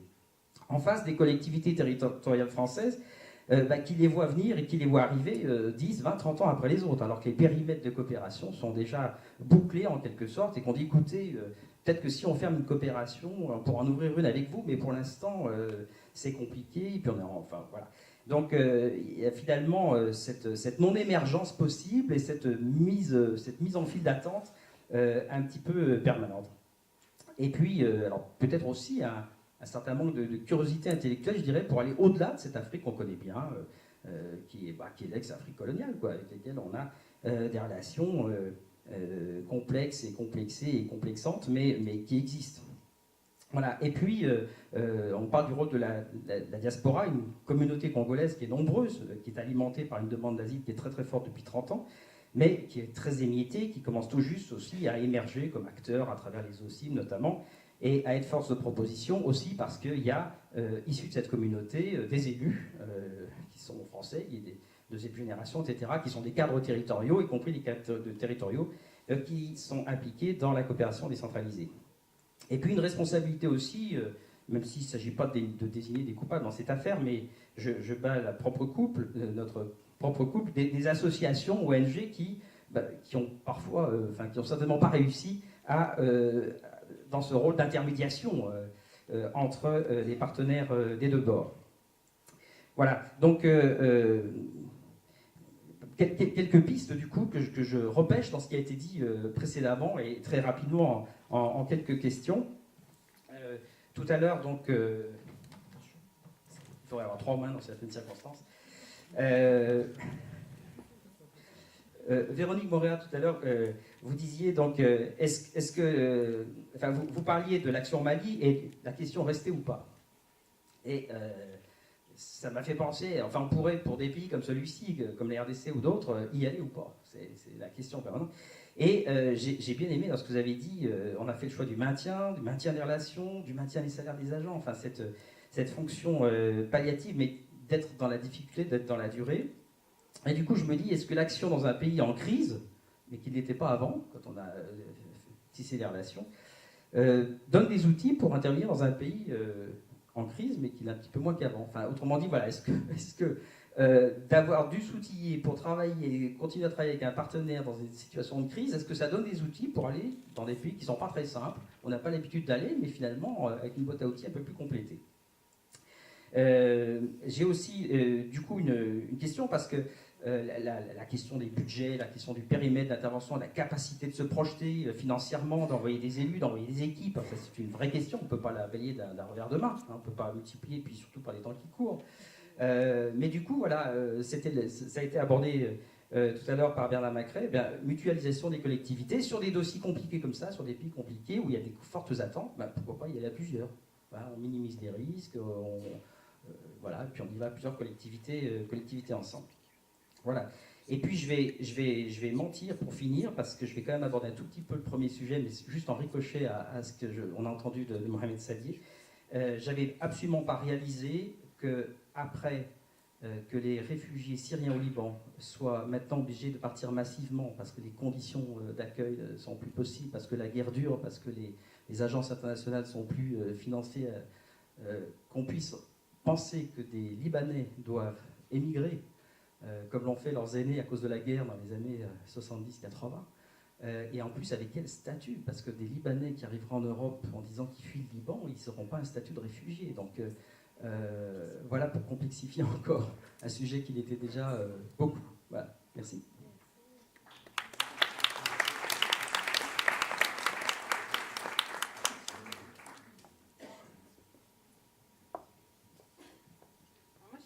Ah non, ça va. Je me suis dit, je suis pas un peu moins grande que Jean-François, donc est-ce qu'on va me voir? Non, ça va.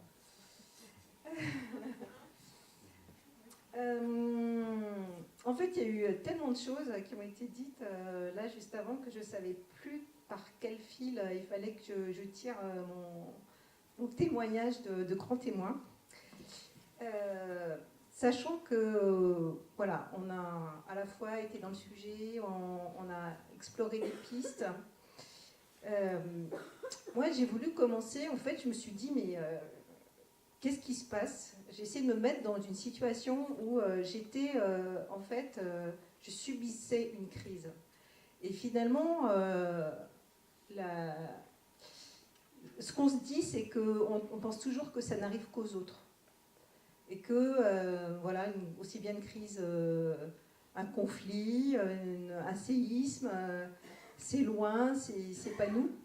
Et que si ça n'arrive qu'aux autres, en fait, on n'est jamais assez préparé.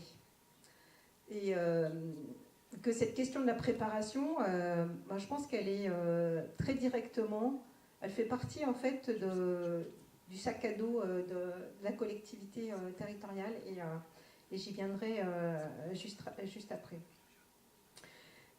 Ce qui se passe, c'est quand on n'est pas préparé à la crise, en fait, on est juste sidéré par la crise.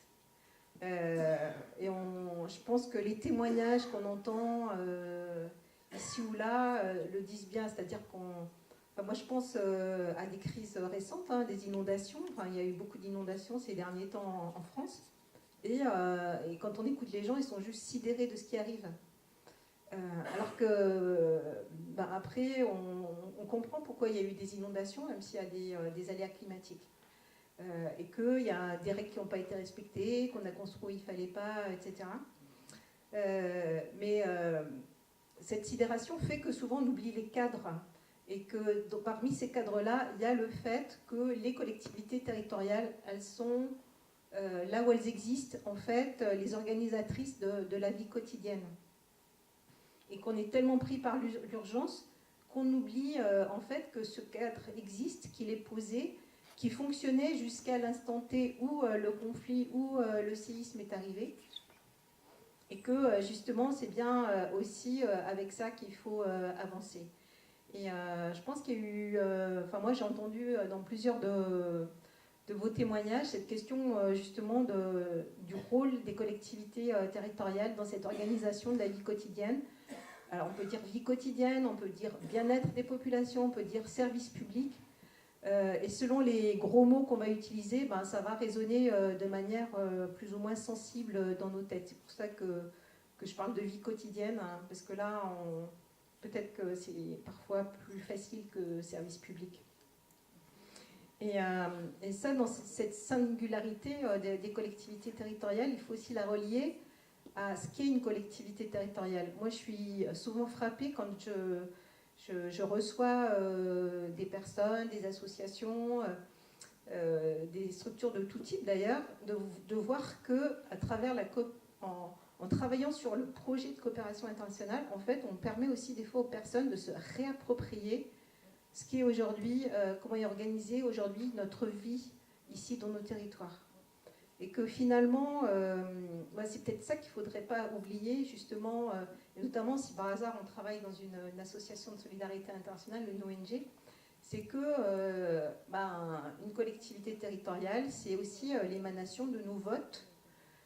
C'est pas un pouvoir lointain, ce sont des communes, ce sont des élus qui sont un petit peu plus près peut-être que les élus nationaux. Et que ça, il faut aussi à la fois le garder en tête pour soi-même et aussi le garder en tête pour les collectivités plus lointaines et qui, elles, ont à gérer éventuellement ces situations de crise ou de catastrophe. Et si je dis ça, alors peut-être que je dis des banalités ou des évidences, mais c'est parce que si nous-mêmes on ne se réapproprie pas cette question politique, entre guillemets, comment on va pouvoir la comprendre quand elle est à des milliers de kilomètres de chez nous. Et pourquoi j'en viens là? Parce que d'abord, moi je pense, je suis persuadée, j'espère je ne l'ai pas caché, je pense que la question de la décentralisation, et elle a été aussi évoquée à plusieurs reprises, c'est un processus important. La décentralisation, ça veut dire que ça rapproche le citoyen des centres de décision. Alors après, on pourra dire que le vote ne suffit pas, mais il faut déjà aller voter. Et que plutôt qu'un pouvoir qui tombe du ciel, si ce sont des gens qu'on a élus, ou en tout cas pour lesquels on a été voté, ou que ça soit celui qu'on ait choisi ou pas, et ça permet de se dire qu'on aussi on garde un certain pouvoir, et que ce pouvoir-là, on peut le faire en parallèle avec les habitants qui habitent des collectivités territoriales lointaines et qui aussi attendent de leur collectivité cette amélioration de leur vie quotidienne. Et si j'insiste encore, c'est parce que je pense, et l'exemple de Tombouctou, et je pense qu'il est très édifiant, hein, mais je pense que si Monsieur Sadier vient nous voir, c'est aussi c'est dans le même sens. C'est que si quelque part on ne met pas la collectivité, notamment du Sud, hein, puisque là on parle de cette coopération Nord-Sud, au cœur du dispositif humanitaire, on va passer à côté de quelque chose. C'est-à-dire que, évidemment, on va sûrement sauver des gens, on va sûrement soigner, on va sûrement donner à manger à quelques autres, mais est-ce qu'on aura travaillé sur le long terme? Et cette question même du moyen et du long terme, il me semble qu'elle est évidente parce que une région, une ville, un pays ne peut repartir que s'il lui reste du grain que si on appuie sur l'accélérateur, il va y avoir encore du jus. Et si on n'a pas préservé les structures à la fois administratives, politiques qui existent dans le pays, comment on va pouvoir redémarrer? Et on le voit très bien. Peut-être que les projecteurs sont plutôt braqués sur le moment de la crise, mais ça serait bien de revenir 5-10 ans après. Et je pense qu'il y a le collègue de Haïti qui pourra demain, même si ce n'est pas le sujet aussi, peut-être nous en parler. Parce que c'est aussi les résultats, c'est les conséquences de nos manières d'agir qu'il faut aller aussi réinterroger 5, 7, 10 ans, 15 ans plus tard. Et puis, l'autre point que je voudrais dire, pour ne pas dépasser mon temps que j'ai peut-être déjà dépassé, j'ose plus la regarder. D'accord. Un coup de pied des yeux. C'est qu'on voit aussi... moi, j'aime bien ces exemples de Tombouctou, et puis bon, j'espère qu'on a apporté un petit peu notre pierre à cet édifice-là. C'est la question de jouer le jeu. C'est-à-dire qu'évidemment, ça passe... comment les ONG peuvent se mettre en ordre de marche autour de ça? C'est d'abord évidemment de se réapproprier cette question des cadres administratifs, juridiques, législatifs, politiques. Mais c'est également de bien vouloir jouer le jeu et de voir que là, il y a un enjeu qui va permettre aussi à leur action de durer sur le long terme. Et je pense que j'étais un peu déçue, effectivement, parce que je n'avais pas cette information que après, quand les bailleurs internationaux arrivent avec leur coffre-fort pour faire court, on oublie en fait toutes les bonnes résolutions et finalement ce qu'on a fait de bien ensemble. Mais cette question de jouer le jeu, je pense qu'elle est là aussi importante pour assurer cette pérennisation, cette pérennité, ce redémarrage en fait des zones qui ont été touchées par des zones de conflit, enfin des crises ou des conflits. Voilà, et puis évidemment, moi j'ai été aussi, je ne peux qu'être d'accord avec ce qu'a dit Damien Descoings, parce que aussi on l'a vu sur Tombouctou. En fait, quand la crise est arrivée à Tombouctou, finalement on n'était pas si surpris que ça, parce que ça faisait déjà des années qu'on voyait passer à la fois des habitants de la région de Tombouctou, des élus de la région de Tombouctou qui disaient c'est important que de continuer la coopération entre collectivités territoriales parce qu'aujourd'hui, d'abord, on a besoin de redémarrage économique. La pauvreté, qu'est-ce qui fait le nid aussi du radicalisme? C'est la triade, hein. C'est l'isolement, c'est le désespoir, la désespérance et c'est la pauvreté même. Et donc, c'était important pour alors même qu'il n'y avait pas eu... ATT était encore en place, etc. C'était important d'écouter et d'entendre ce que disaient des élus de la région de Tombouctou et qui disaient nous, cette coopération, elle est importante, surtout parce qu'on a besoin de travailler ensemble sur du développement économique, parce que sinon, on ne disait pas encore terroristes, je ne sais plus. En tout cas, on disait que les djihadistes commençaient à gagner du terrain dans le nord du pays et que ça pouvait aller mal. Et malheureusement, ils ont été prophètes en leur pays. Et donc, là aussi, ouais, donc oui, je vois. Et donc, juste pour finir, cette question aussi du politique, elle est bien aussi à réinterroger, y compris dans l'action humanitaire, parce que ce n'est pas seulement de la technique. Je suis persuadée que la technique, c'est hyper important. Et si elle n'est pas portée par le politique, eh bien, elle ne sera qu'une goutte d'eau dans l'océan. Voilà, merci beaucoup.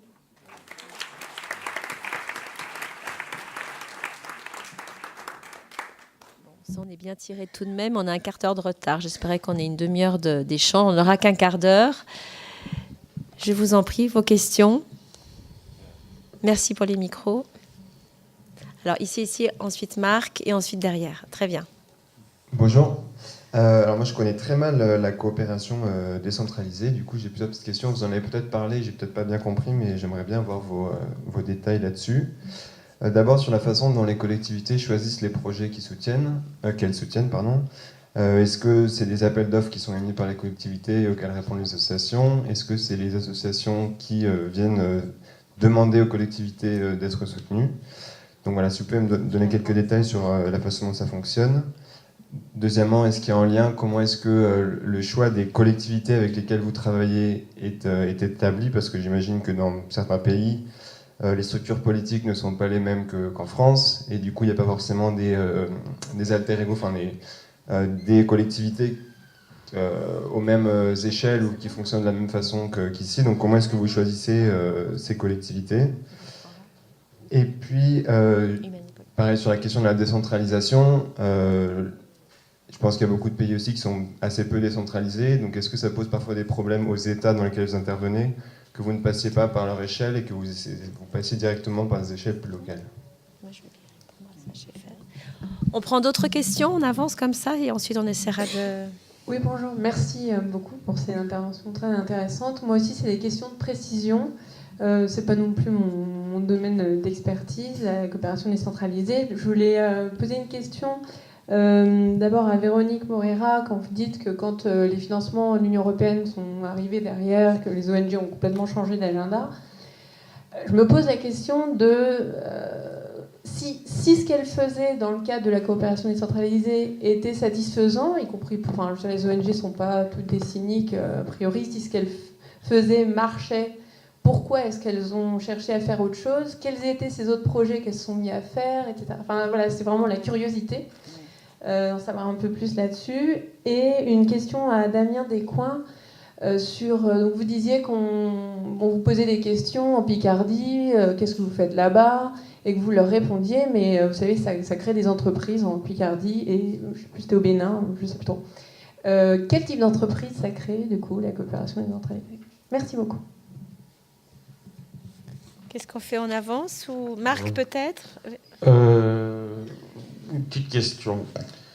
Les expériences que vous avez présentées sont tout à fait intéressantes dans leur contenu, leur procédure, le partenariat, etc.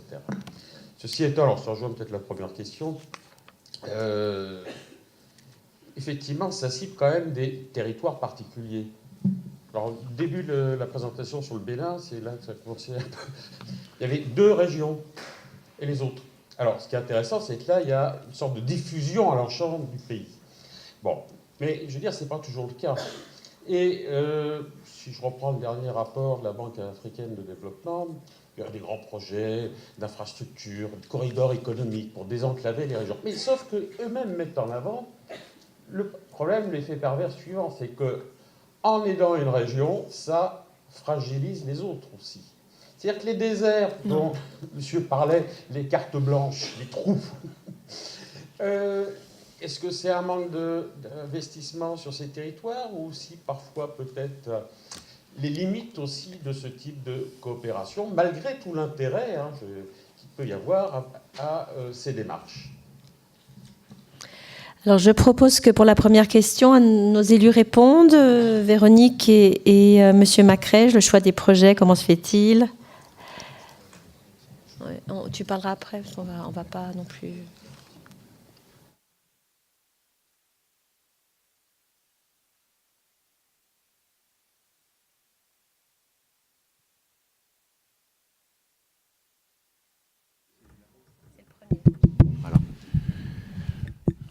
Oui, sur le choix des coopérations, c'est une question intéressante parce que effectivement, on s'est posé nous un certain nombre de problèmes par rapport à cette question. C'est qu'on a continué des coopérations qui étaient déjà en route, mais qui étaient parfois issues, et je le dis pas de manière péjorative, parfois issues de personnages qui connaissaient bien une ville ou qui avaient une attache auprès d'une ville.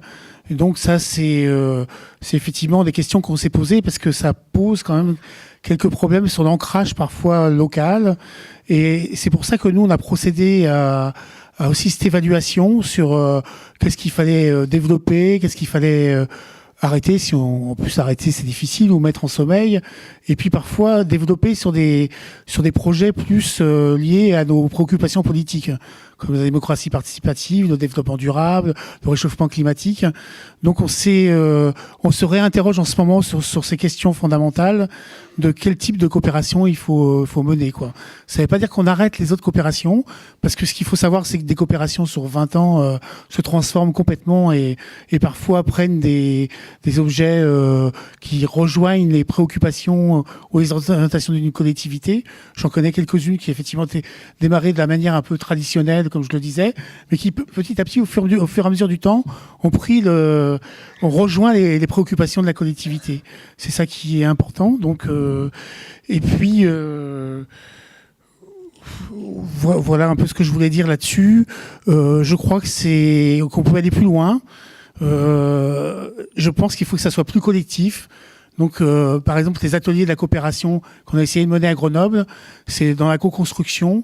C'est ça, parfois, effectivement, des coopérations démarrent sur des demandes, soit de la diaspora, soit d'associations, qui sont liées aussi à des quartiers ou à d'autres pays, pour les amplifier, quoi. Donc, ça me paraît intéressant qu'il n'y ait parfois pas qu'une démarche de personnages connus mais qu'il y ait une appropriation collective de ces coopérations. Et ce soit pas non seulement la chasse gardée de quelques élus ou du maire. C'est pas le cas ici, je vous rassure. Mais bon, c'est pas ma chasse gardée du tout. Mais il faut éviter à tout prix ça et effectivement transformer ces coopérations en quelque chose qui a du sens. Ça n'a pas de sens si c'est plaqué, si ce n'est pas ancré sur une relation entre ici et là-bas, entre des gens qui sont présents ici, par exemple sur Grenoble, et des gens qui sont là-bas. Si c'est pas fait de manière réciproque, ça n'a pas de sens. Et finalement, quand c'est trop plaqué, ça ne perdure pas, quoi. Donc, moi, j'ai essayé de vous répondre. Je sais pas si c'est parfait, mais. Et pour compléter votre propos, si vous permettez, Monsieur Macré, pour avoir travaillé sur la relance de la coopération franco-argentine il y a une dizaine d'années, on a monté des assises. Les associations d'élus avec la coordination de l'État, la délégation de l'action extérieure, des collectivités. On a fait des diagnostics territoriaux sur tous les territoires argentins, prompts ou pas à coopérer dans une problématique très, très complexe, puisqu'on a une nation jeune, fragile et des États fédérés. Et on a ensuite, au regard de ce qui revenait des régions, des villes, des territoires français, essayer de mettre en contact les élus lors des assises. Donc il y a aussi quelque chose qui se passe. Il y a des rencontres politiques, des rencontres d'élus, des rencontres d'acteurs ensuite, et ça s'enclenche. La question de la diaspora a beaucoup de sens aussi. Les diasporas fomentent beaucoup de coopération et les fonds durables. Je donne la parole à Véronique pour la question de la décentralisation dans le cas où il n'y a pas d'État décentralisé, etc., ce qui est assez fréquent.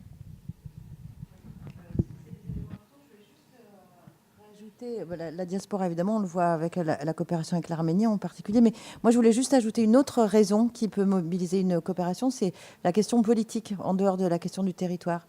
Et ça s'illustre par la coopération avec la Palestine, qui est extrêmement politique et qui est mobilisée par ce type de raison. Donc pas personnel, ni lié à la diaspora, mais sur un projet politique. Alors, qu'est-ce que c'est pourquoi Ah oui, est-ce que c'est un problème de ne pas passer par les États? C'est toujours un problème de ne pas passer par les États. La décentralisation, si elle est beaucoup plus avancée en France, ça questionne quand même, on le voit bien dans les différentes réformes territoriales, c'est un autre pouvoir ou un contre-pouvoir, donc ça pose toujours des problèmes. Ce matin, on a entendu ce qui se passait au Laos, dans un État où la décentralisation n'existe pas, c'est une déconcentration. Et c'est vrai que y a un refermement, une difficulté de plus en plus importante à travailler.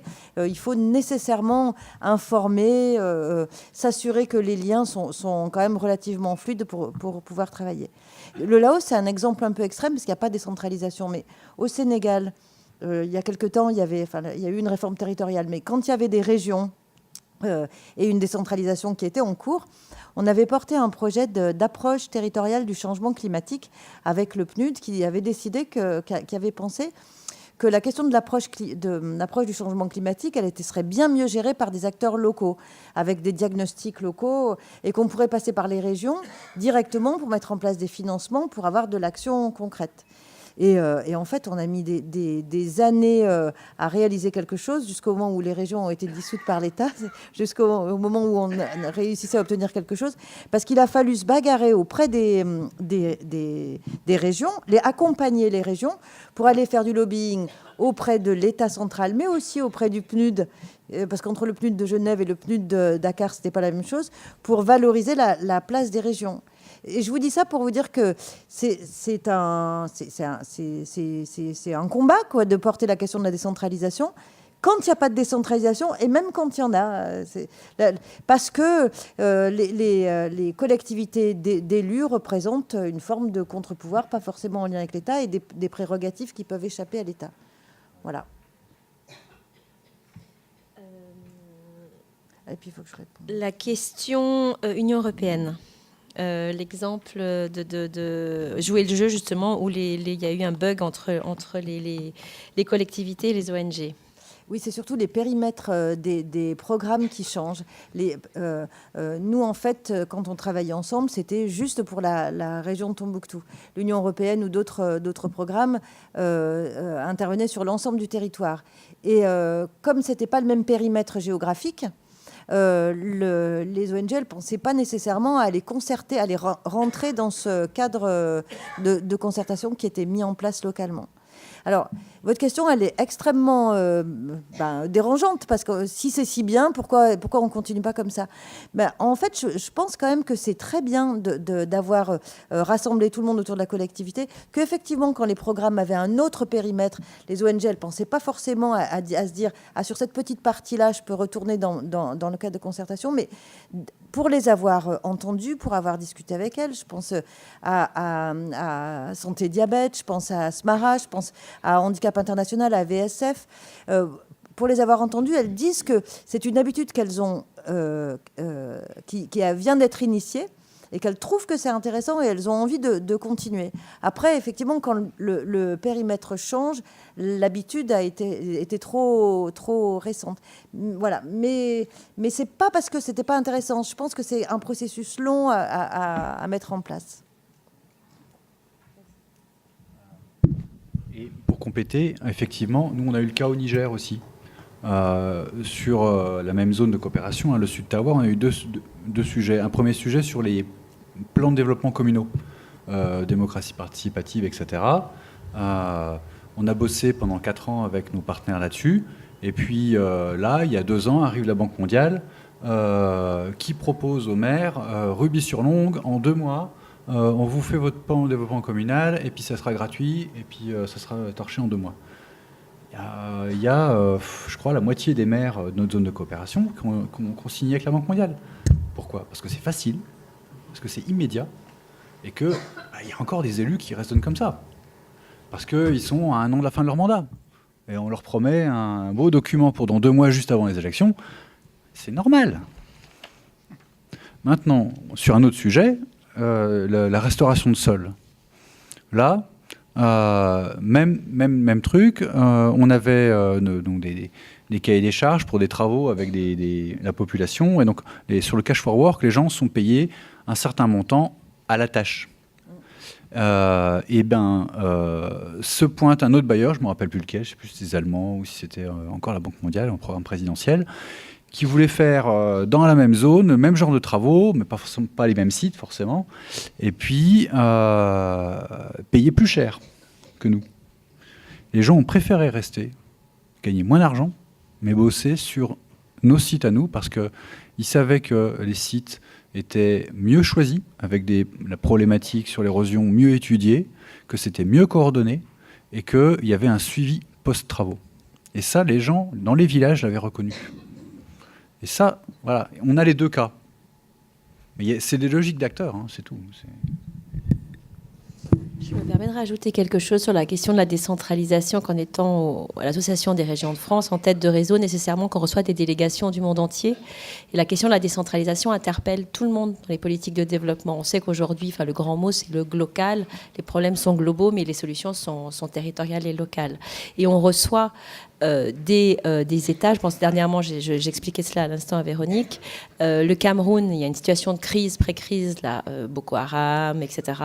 Et on a reçu dernièrement le ministère de l'Intérieur et le ministère de l'Aménagement du Territoire qui regardent comment est-ce qu'on pourrait avoir une approche plus territoriale du fonctionnement de ce pays. De même, quand nous travaillons avec des régions ou des associations de régions, on pousse d'ailleurs à la création d'associations de régions et on va toujours, et on travaille toujours avec le gouvernement. C'est fondamental, on ne vient pas comme ça, bonjour les régions.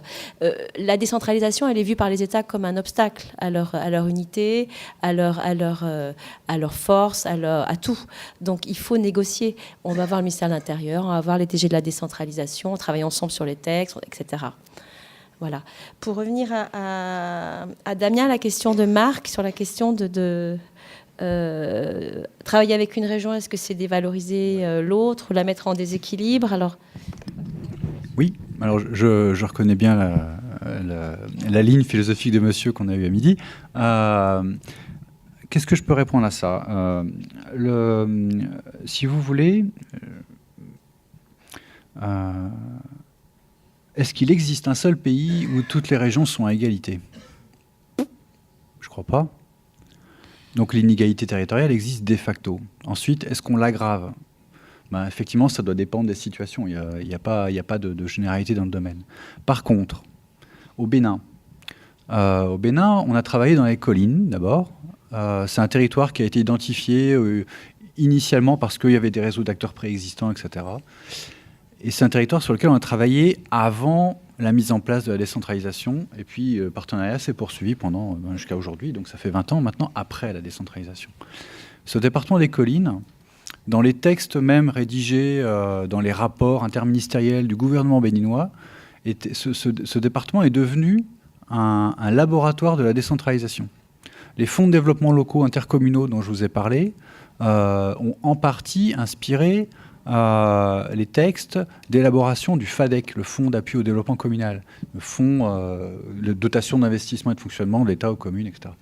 Donc, si vous voulez, et après, la Liborie est arrivée, il y a eu une mise en synergie des deux territoires. Maintenant, c'est la Liborie qui est en train de quasiment dépasser son grand frère et qui devient pilote. En fait, on construit des noyaux de territoires pilotes.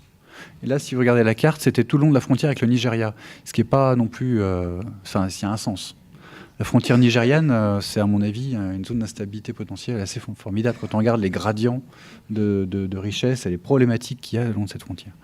On a un noyau de territoire qui, une fois qu'ils atteignent une certaine maturité, deviennent des territoires ressources pour leurs voisins. Et là, c'est à mon avis l'avenir de la coopération décentralisée, il est là. C'est quand les territoires dans lesquels on a investi pendant tant de temps, avec lesquels on a travaillé, on a fait tout ce chemin ensemble. Quand la maturité est atteinte, ces territoires deviennent des ressources pour leurs voisins et sèment en bonne pratique. Et ça, c'est à mon avis, si vous voulez, ça vient naturellement. Nous, on l'a vu d'un seul coup. Un jour, on a découvert que entre les Nigériens et les Béninois, ils avaient passé entre eux des accords de coopération décentralisée. On n'était même pas au courant. Mais tant mieux, à la limite.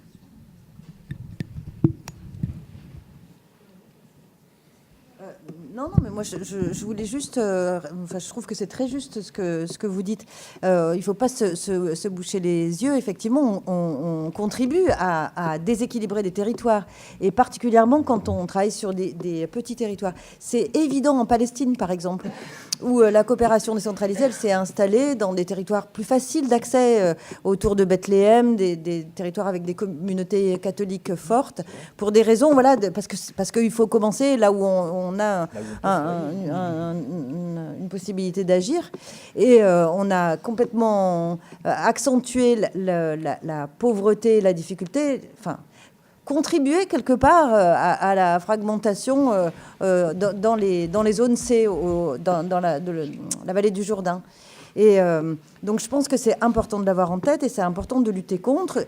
Et donc ce que disait Didier Decoing sur dépasser les frontières, en fait, dépasser les zonages et essayer de s'appuyer sur certaines réussites pour les répliquer ou en tout cas les faire utiliser par d'autres. Et puis essayer d'avoir des cellules d'échange et de partenariat entre différentes régions de territoires voisins. C'est aussi une façon de mailler les choses et de lutter contre cet effet pervers de notre belle volonté.